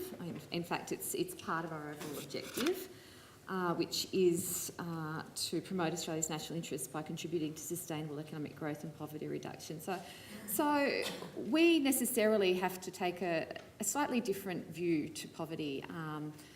than in terms of our policies than if we were in civil society or academia, but it's completely consistent and very, very complementary. And I think, Joe, you were talking about the nature of the partnership and the engagement. I mean, I think one of the lovely things about the engagement with the IDM is that it is an interactive partnership, both through the IDM itself and through the RDI. And that's very, very important. This is just a reminder that it is there in our, this is sort of overarching framework for us. We are committed to the SDGs. Of course, we also have a target to incorporate poverty analysis into each of our aid investment plans, and it is in our overarching aid policy. Keep going right. So now we've talked a little bit about the limitations of income-based poverty measures. There are enormous limitations to income-based poverty measures. However, they are necessary and they're an important starting point for us. One of the things that is a problem with that is, this is slides around the Pacific, we don't get them very often in the Pacific. This is one of my big frustrations in advocating for the Pacific globally, that the Pacific is absent a lot of data. And so that means when we're having conversations in international fora, the Pacific isn't in them by virtue of there not being data on the Pacific. So we have, we've been spending, for a long time, we've had a substantial interest and engagement in increasing data capabilities across the Pacific, but there are still big gaps. And this illustrates that when we look at the frequency between household income and expenditure surveys in the region for different countries. These are the foundation of income-based poverty measures. So it's very important that we do get these happening more regularly. What we've recently been doing is we have a project with the World Bank to actually improve the methodology for household income and expenditure surveys in the Pacific. So one of the things that I looked at in my PhD was poverty statistics in the Pacific, and it was very, very evident the Pacific was decades behind the rest of the world in basic things like the methodologies it employs to actually do household income and expenditure surveys. Very, very time-intensive processes were used in the Pacific, and missing out on many of these measurements that could actually give us a little bit more of a sense of what poverty really looks like. I really do think you really need to delve very deeply into what poverty looks like in each specific circumstance in order to be able to address the dimensions of poverty properly. So in this slide, it's probably a bit hard to see, but the darker, the bolded words in this indicate areas that our current project with the World Bank is focused on in order to try to pick up on some of this data that is so very important in the Pacific. I want to talk a bit about disability, because disability is a massive gap in terms of statistics on poverty. So we know that 15% of the world's poor have a disability. World's population have a disability, and that 80% of those people live in developing countries. There's a shocking statistic that 90% of children with disabilities don't engage with the education system, and that always appalls me when I hear that statistic. It's very, very disturbing. If anyone has travelled to a developing country recently, you'll also see that you don't see very many people living with disabilities in public places. You don't see them because they're not getting around. So, you know, this is something that... so there is a definite need to have better data on this, but there's resistance to specific surveys just to look at issues like disability. So this is one of the reasons I like the Washington Group short set of questions. This is something that we've been supporting for a very long time, and what they are is they're kind of a plug-in to broader surveys. So it's a short number of questions designed to get at least some information out there on disability, and it's taking off. The World Bank has committed to integrate this into the survey work that it does, and we've also been pushing it very hard in the Pacific so that we can actually begin to get that macro level data on disability. I'm not saying there's not a need for very specific disability related information and very detailed survey data, but we've got to start with the macro level. We have to actually make the disability statistics visible in order to be able to even open up conversations in our policy dialogue around, changing the way we do things in order to address those issues. And of course, having just mentioned that these detailed surveys are important, we have a lot of engagement in specific sectors. So this is a couple of examples in relation to health. Just to highlight two, that we have the Data for Health initiative, and that's really around improving the quality of birth and death registration. A non-health expert might not think that's important, but clearly government's a better place to make appropriate health policy if they know a little bit about birth and death, maybe quite a bit about birth and death. I've alluded to the 10-year Pacific Statistics Strategy, which includes working with to improve civil registration and vital statistics. If you go out into the Pacific somewhere remote, it's often something that strikes you, how do they know how many babies are being born? I mean, it's, these places are very remote. You don't see statisticians coming around to check these things out. Often the only tangible way of knowing that a child exists is through the little immunisation booklet that parents get through maternal health services. So massive need.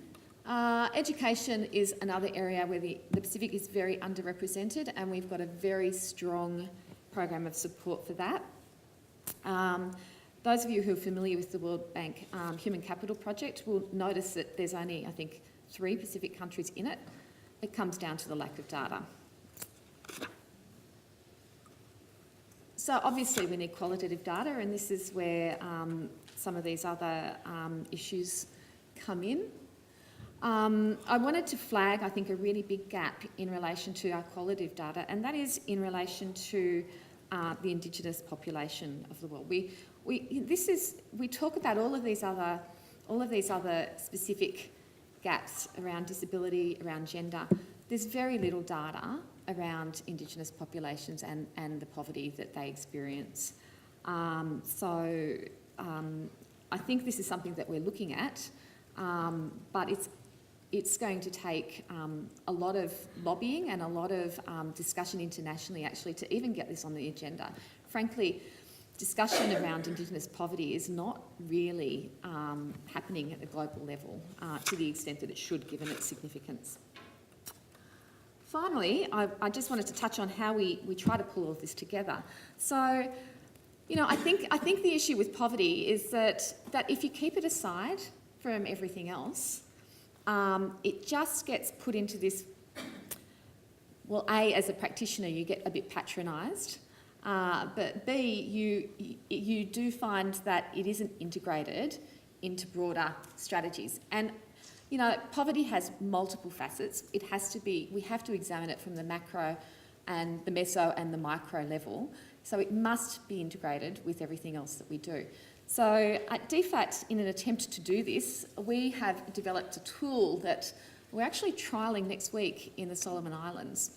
We're calling it, it's a very long name, it's an integrated, let's call it an integrated analysis tool. The name is actually longer than that.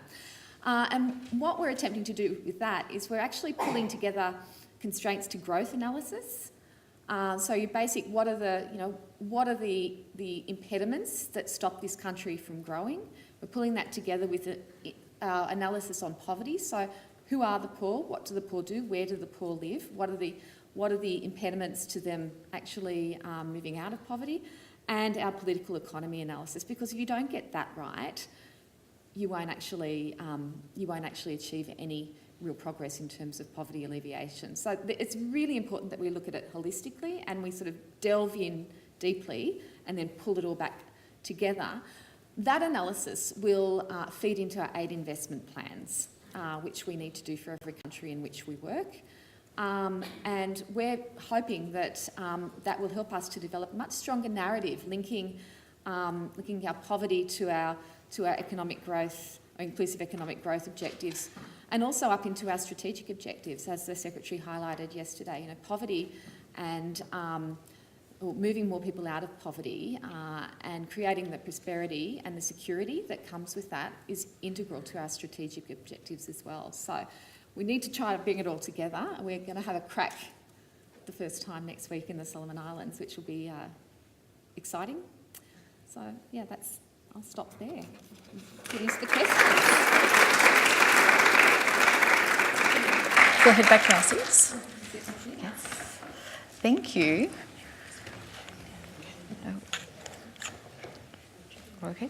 Okay. Thank you for those presentations. It actually was very nice to sit in the front and get to look at them properly. So I feel like I've learned a lot as well. And we've covered a lot of different things. Sharon, I think you win the award for also being a PowerPoint wizard.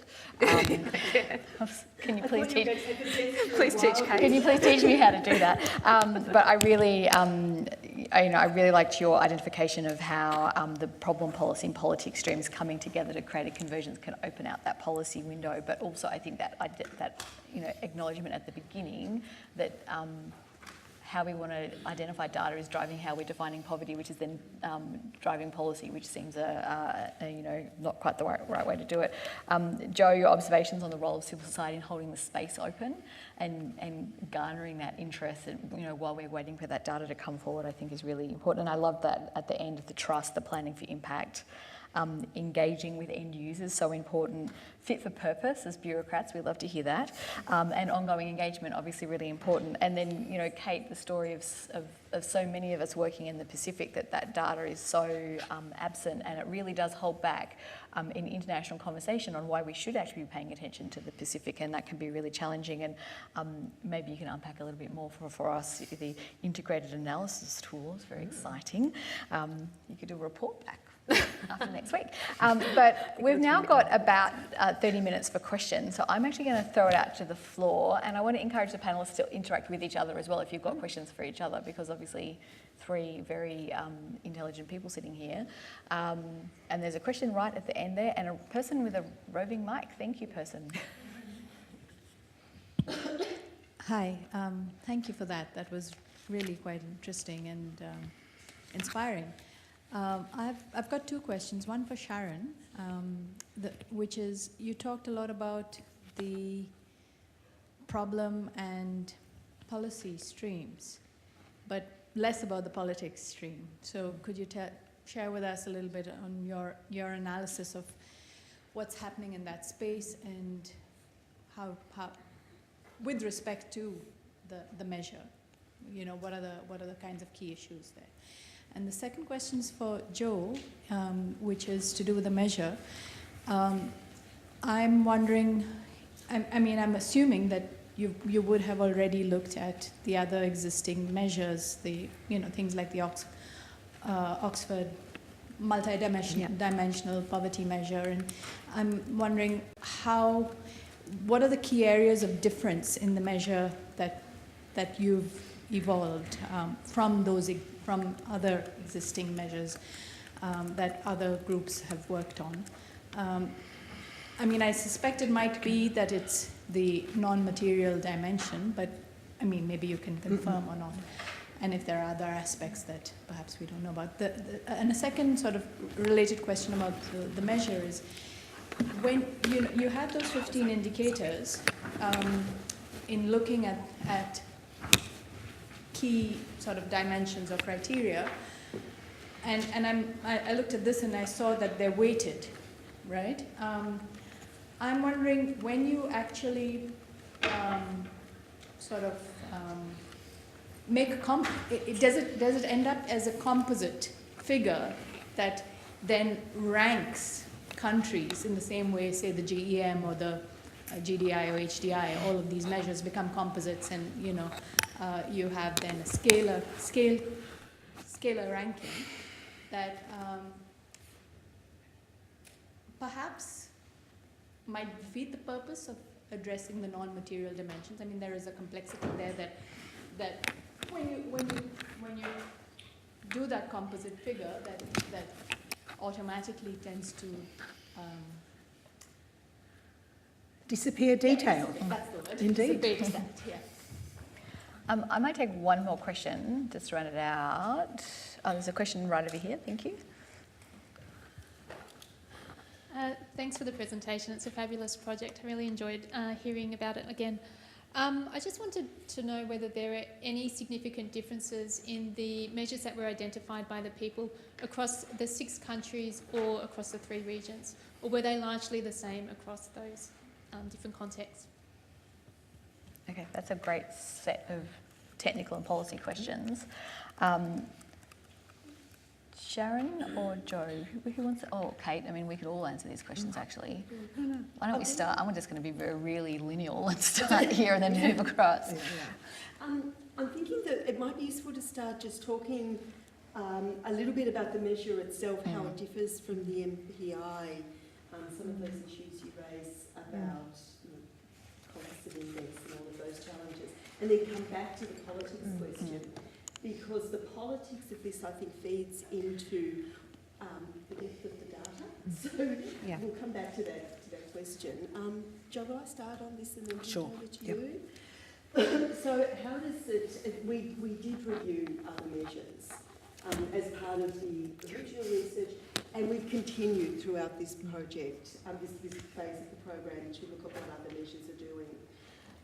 The idea differs, I put that to step, and I would say it's really important to make the point here that while we're arguing for gender-sensitive measurement of multidimensional poverty, we're not suggesting income doesn't matter. Income really matters, and in the participatory research, the one thing that was consistent everywhere is that income matters. So we're not suggesting that's not the case. What we're saying is it's not enough to have the complete picture. The MPI is based on existing data, and as a consequence of that, it carries all the issues that existing data had in terms of gender sensitivity or lack thereof. As you said, I don't know of any other large-scale surveys that are grounded in participatory research and are built from the ground up in the way the IDM does. And so I think that's a significant point of difference that really matters, not just for the MPI, but for lots of other measures of poverty or deprivation as well. Can I just jump in on that? Look, one of the advantages of things like the MPI, I mean, we need different kinds of poverty measures for different contexts. If you are trying to target by geography, something like the MPI can be very, very helpful. Like you want to do a quick scan across PNG, which are the really poorest, which are the poorest districts. You can use something like the MPI if you can't mobilise a household income and expenditure survey and get the income-based data. I think so that doesn't give you the granular level, doesn't give you the household level, but it tells you where the poorest communities are, and then in your programming, you can, and you can direct. So I just wanted to make that intervention because I think that, and I've seen people do it like that. I've seen someone actually ask me, when you're going into this community, can you come back and tell me what kind of toilets do they use? Are they sharing toilets? Have they got dirt floors? Have they got, all of these sort of basic, just household measure data that actually gives you a sense of the poverty, the overall poverty picture in the community. So I just want to make that plug for some of these measures. Certainly an important measure, and it's also been important in shifting thinking. It's not particularly gender sensitive. And Jo, maybe you want to pick up on that issue of gender sensitive and also the work in Fiji around getting depth from the MPI. Yes, and that question around. I guess the other thing, at a really pragmatic level, at the moment, there is because we're in a process of change, there's very limited IDM data. And so you just don't have it for most places in the world because we're not there yet. We're not at a point to go to scale. And so, of course, you have to use what you have. And the MPI is really powerful, and it has provided a fantastic technical tool for generating multidimensional data from existing data sets. And look, there is no sense in which that's not an absolutely fundamentally important tool, particularly for seeing like that sort of first cut of, okay, where do we go, which kind of areas.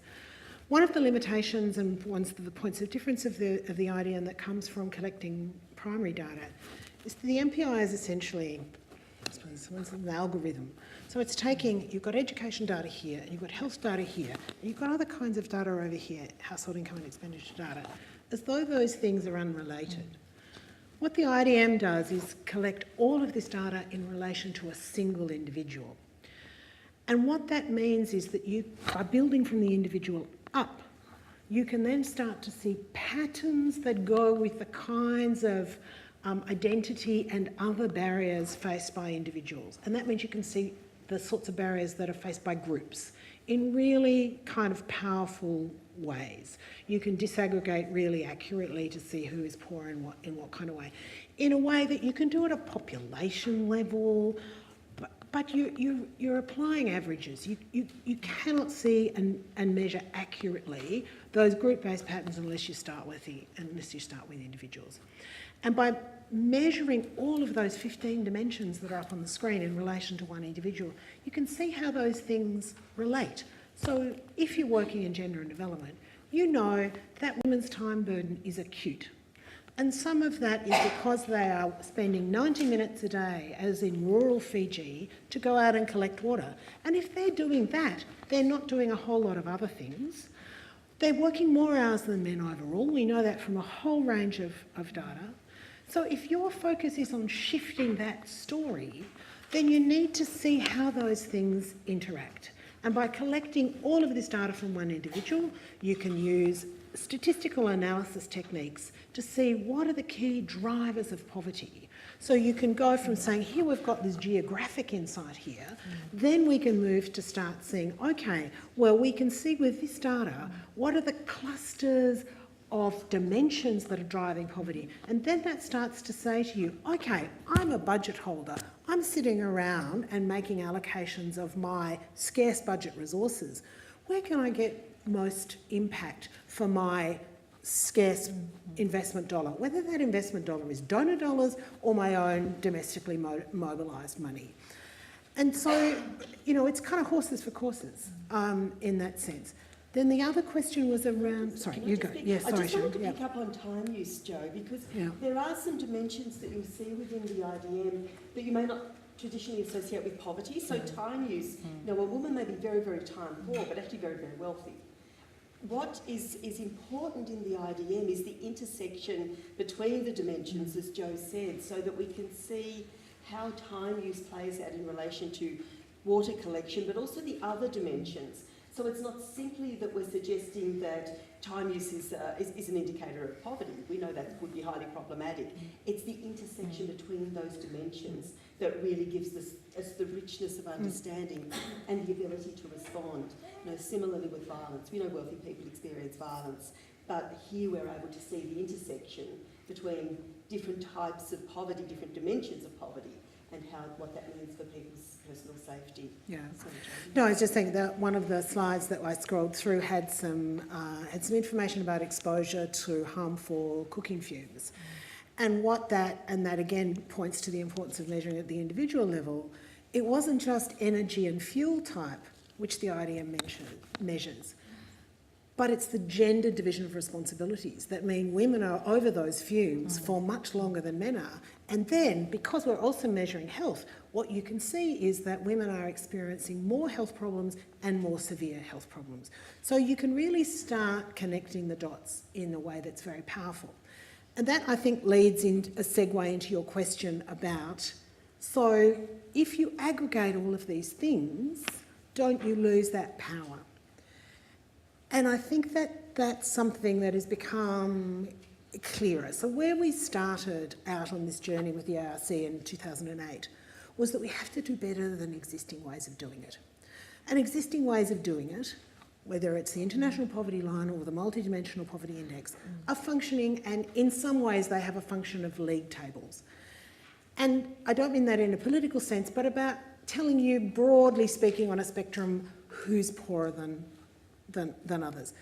And so because we're wanting to say these aren't sufficient and we think we can do something better, and it's not adequate to say we don't know how many women are poor or how many people with a disability are poor. So we need to overcome that. And so that was our starting point. When we worked with stakeholders in Fiji, with Fiji Bureau of Statistics, collected the data, and we presented down to item level. So the way in which the IDM is constructed is you've got all of these dimensions, and those dimensions are made up by asking really concrete questions. And we'd get there and they'd say, but what's driving it? And so then you go down to the item level. And that was really, for policymakers, what was most interesting. In fact, the more you aggregate, the more you disappear. You get an overall kind of sense of comparison, but actually for the purposes of allocating budget or informing policy, in fact, it's the detail that matters. And in some, particularly in countries where there's a bit more data, like Indonesia, actually you've got reasonably broad coverage of that population level data that's out there and that we've drawn for SDG measurement. The question is, this broader national development picture, how's it translating into outcomes for individual lives? For who's benefiting this? Who isn't benefiting from this? Because in the end, that's the challenge we've also signed up to with the idea of leave no one behind. And so it's that kind of power at subnational level. There's really a lot of, you might have population data, but knowing what's happening at a subnational level, and particularly in governance contexts where you've got a subsidiarity principle operating and you've devolved decision-making power, actually if you're going to have really efficient, effective policy happening at that level, you need to know what's going on. Now, the politics question aside, people may not, there's a difference between knowing this is good policy and the politics of enabling it. Not at all trying to not suggest that. But at least you want to know where, if you were a policy-minded person who was going to want to do efficient and effective action, what that starts to look like. And we haven't had that. So that, for me, is the power of the IDM. It's all from one person, which means that you can get insight from individual level up to national level and everything in between. Ravi Kambur has really made the point that currently globally we're measuring inequality between households, which tells us about 2/3 of inequality. 1/3 of inequality is sitting inside households. It's been a black box. What that means is that globally, decision makers making decisions about GDP and all of the questions that are up there, we've got no insight on roughly 1/3 of inequality.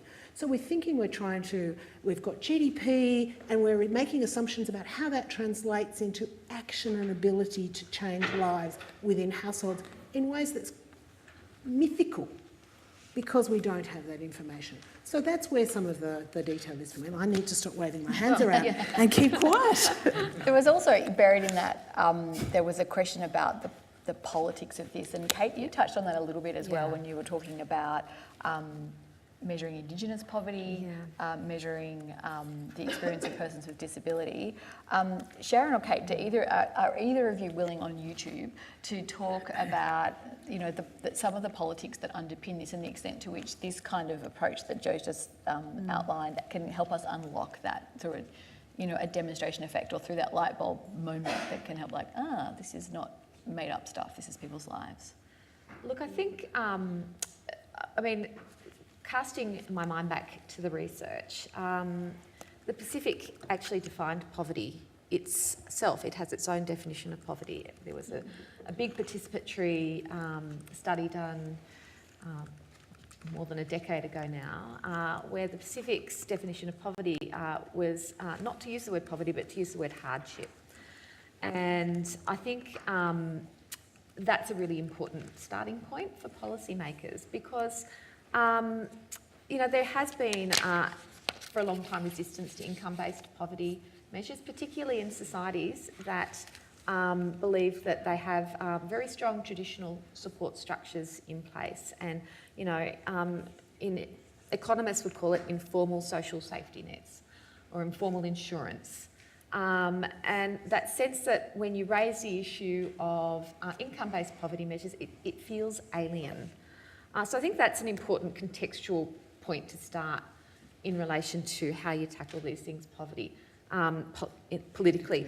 I would also add that, like, Joe's given a very passionate and accurate summation of the real value in this, but policymakers actually do need that data from the top down as well. So I think that the long-term focus has been on the top-down data though, and that's why this is filling a gap.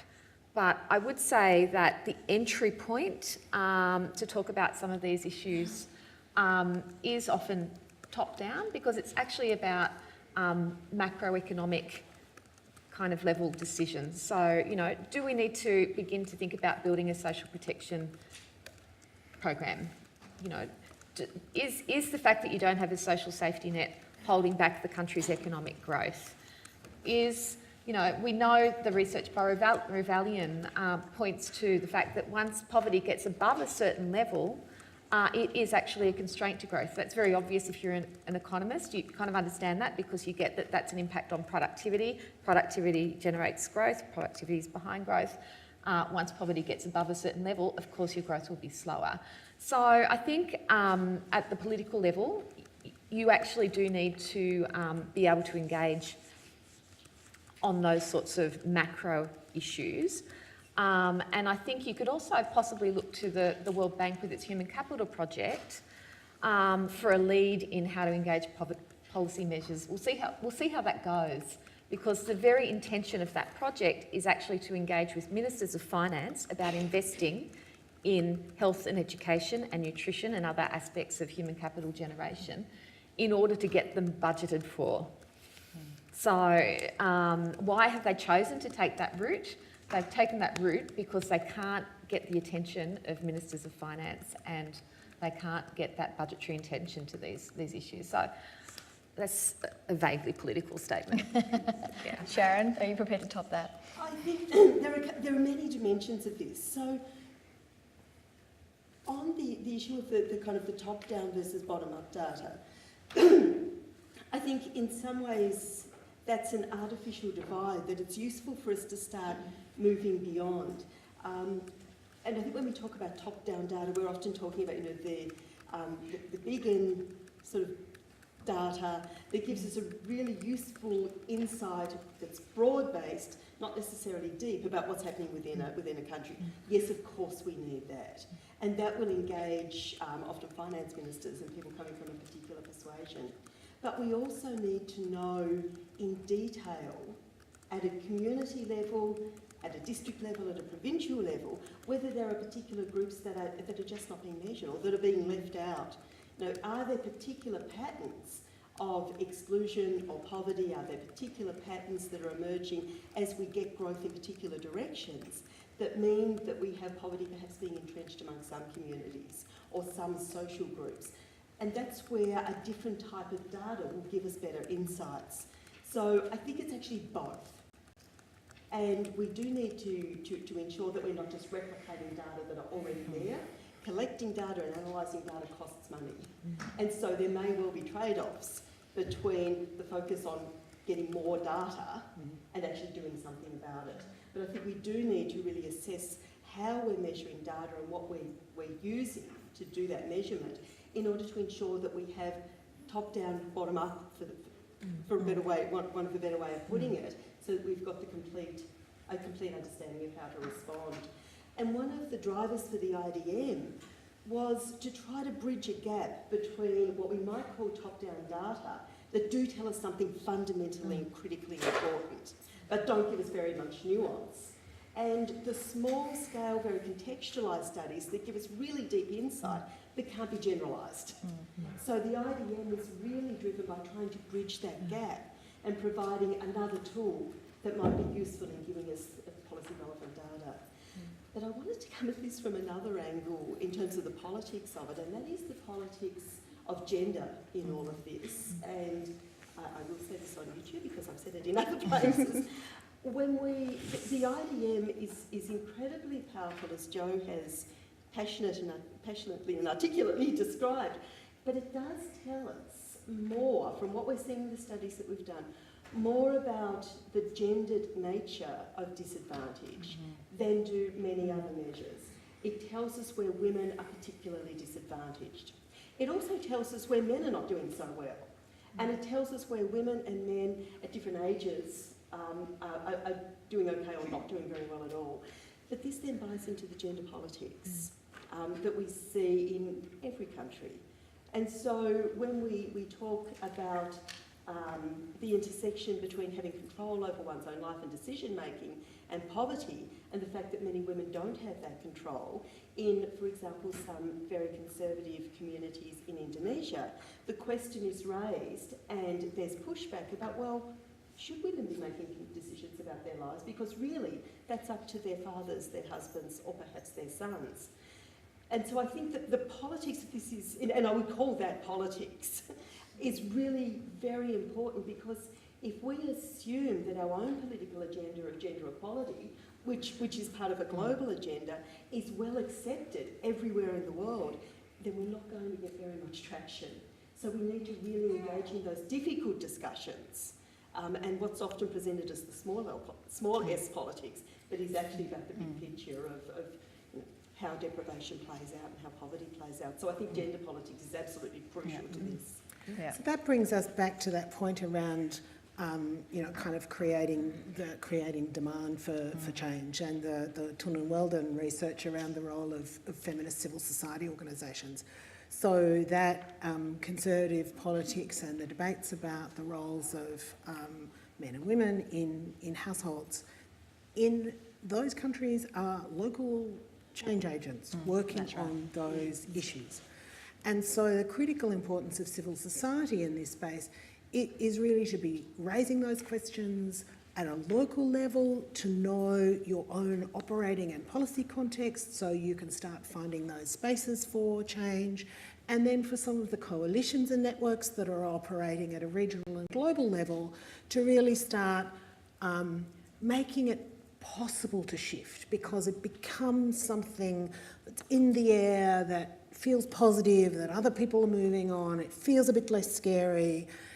And so I'm not trying to be Pollyanna-ish here, but to say that it's not this fixed sum, like the role of civil society organisations in shifting and changing the politics and looking at how you can have that confluence of the policy stream and the politics stream. Civil society are in there playing. I had two quick things that I wanted to say. One is just that the IDM integrates the Washington Group questions, including an extended number that deal with psychosocial health and mental health and functioning. So in terms of Kate's point, we can also disaggregate for that. And there was something else, but it's gone. So. No, that's really not very interactive. One question. When Jo talks about the importance of civil society, that's absolutely right.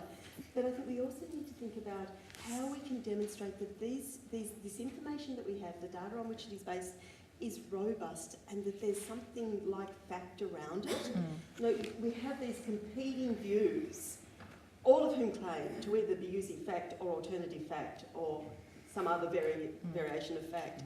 And I think this is where we need to really claim the research and to be able to demonstrate that this is robust, this is rigorous, this is how we know this. And we've got to, as researchers and as others who care, be engaging in those arguments, because otherwise, we just end up in echo chambers. Yeah, no, I think that's right. And actually, that's the second time that I've heard the word Pollyanna in this room this week. Right. And I think the context is the same: is that we should be ambitious enough and sophisticated enough to engage with complexity. And if we can't engage with complexity, then we're probably not actually driving at what really needs to be focused on in terms of our policies. And I absolutely agree, Sharon, that the data and the robustness of it is really important for taking those kind of big, almost motherhood data. GDP would be improved by $1 gazillion if women could do X, and to actually break it down and go, well, the reason they're not doing that is a combination of how much cooking they're doing, they're driving kids to school, or they're walking a long way, or they have no access to energy, or they don't have decision making about what they do. So you can actually say, well, okay, we've agreed that there's a GDP issue here. What's that? How do we unbreak that? Other questions from the floor, and I'm going to try and keep these guys under control so we can get some answers over here. So it's all off your chest now, right?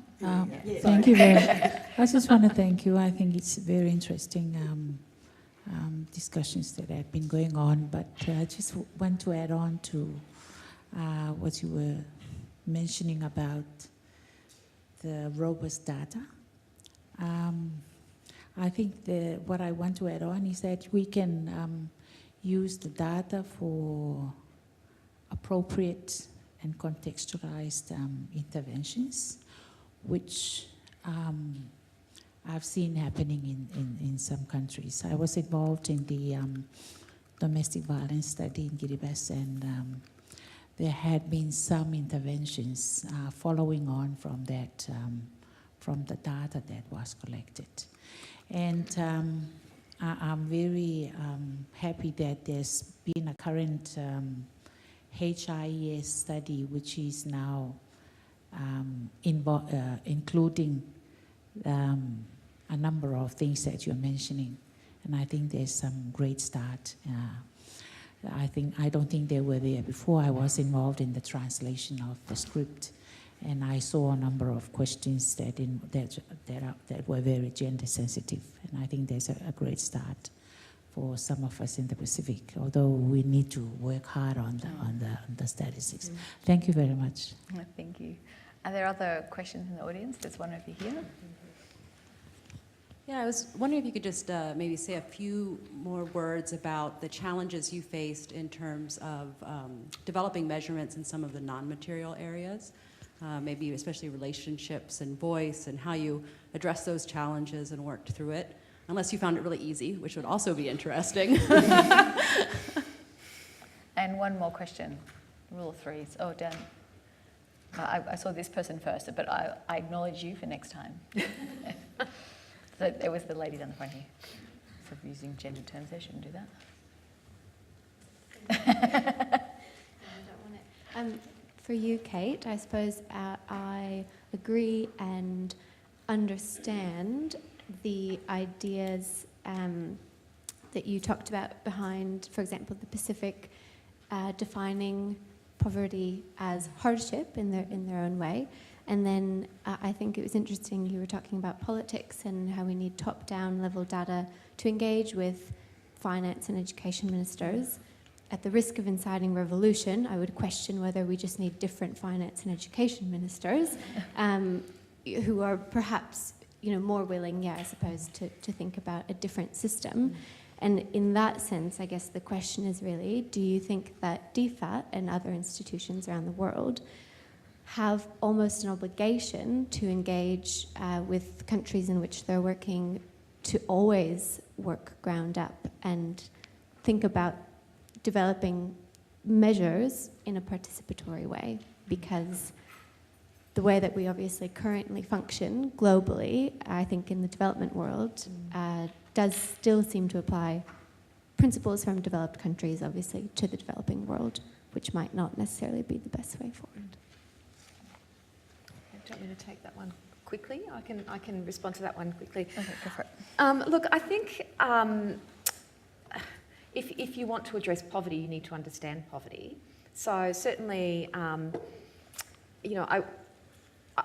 we can't go into countries and do surveys that the government isn't on board with. So there's a fundamental issue there about the nature of our partnerships with the countries in which we work. But, I certainly take the view that to address it adequately through our programming and to really try to promote inclusive growth, we need to be doing more in poverty. In fact, that's why I did my PhD on poverty, right? I could see that there were gaps, and I was concerned that in the Pacific, there wasn't sufficient focus on the nature of shocks that people have. So I have a view that poverty manifests itself in different places in different ways. And my personal view is that in the Pacific, particularly if you look at parts of Papua New Guinea, but it would apply to other parts of the Pacific as well, that the number of environmental shocks that people are subject to, and by that I mean pests and landslides, and et cetera, really is very, very related to their poverty status. And so what does that tell you if you're trying to actually, promote poverty reduction? It tells you need to focus on improving people's coping mechanisms and really focus on resilience. So I think unless you have that kind of information, then you can't actually have an aid program that is really responsive to poverty in the country. And I actually think that kind of information is also very useful for your policy dialogue, because, it is useful to have a conversation that says, wow, people, you've got 80% of your people working in the agriculture sector, and there's a lot of shocks that they're subject to. So I don't know if that completely answers the question. So I don't think we can ever go in and say you must do this ground up poverty measurement in your country, but I do think that it's incumbent on us to see what data is available, and certainly to support measures to obtain that data. And we actually do a lot of that, even if it's not directly us. Can I get someone to quickly respond to the question about the challenge or delightful ease with which you were able to measure the non-material dimensions? And then we'll try and get that one last question in at the end as well. Very quickly, and we might be able to pick up on a conversation about this later. So we have a number of non-material dimensions there, and they were the issues that came out of participatory research, obviously. Where possible, we looked at where those kinds of dimensions, or those kinds of issues, were being measured elsewhere, where other surveys were already doing that, and they were often surveys focusing on a particular issue. So there were lots of surveys around violence of various kinds, violence against women. So where possible, we drew questions from what was already there and then tested that. In relation to voice, for example, we went to the literature to look at, from the gender literature, what are the key elements of what we might call voice. So political voice, being able to vote, and then the next sub-thing, having some say and influence within your community, being able to raise your concerns, and then control over personal decision making.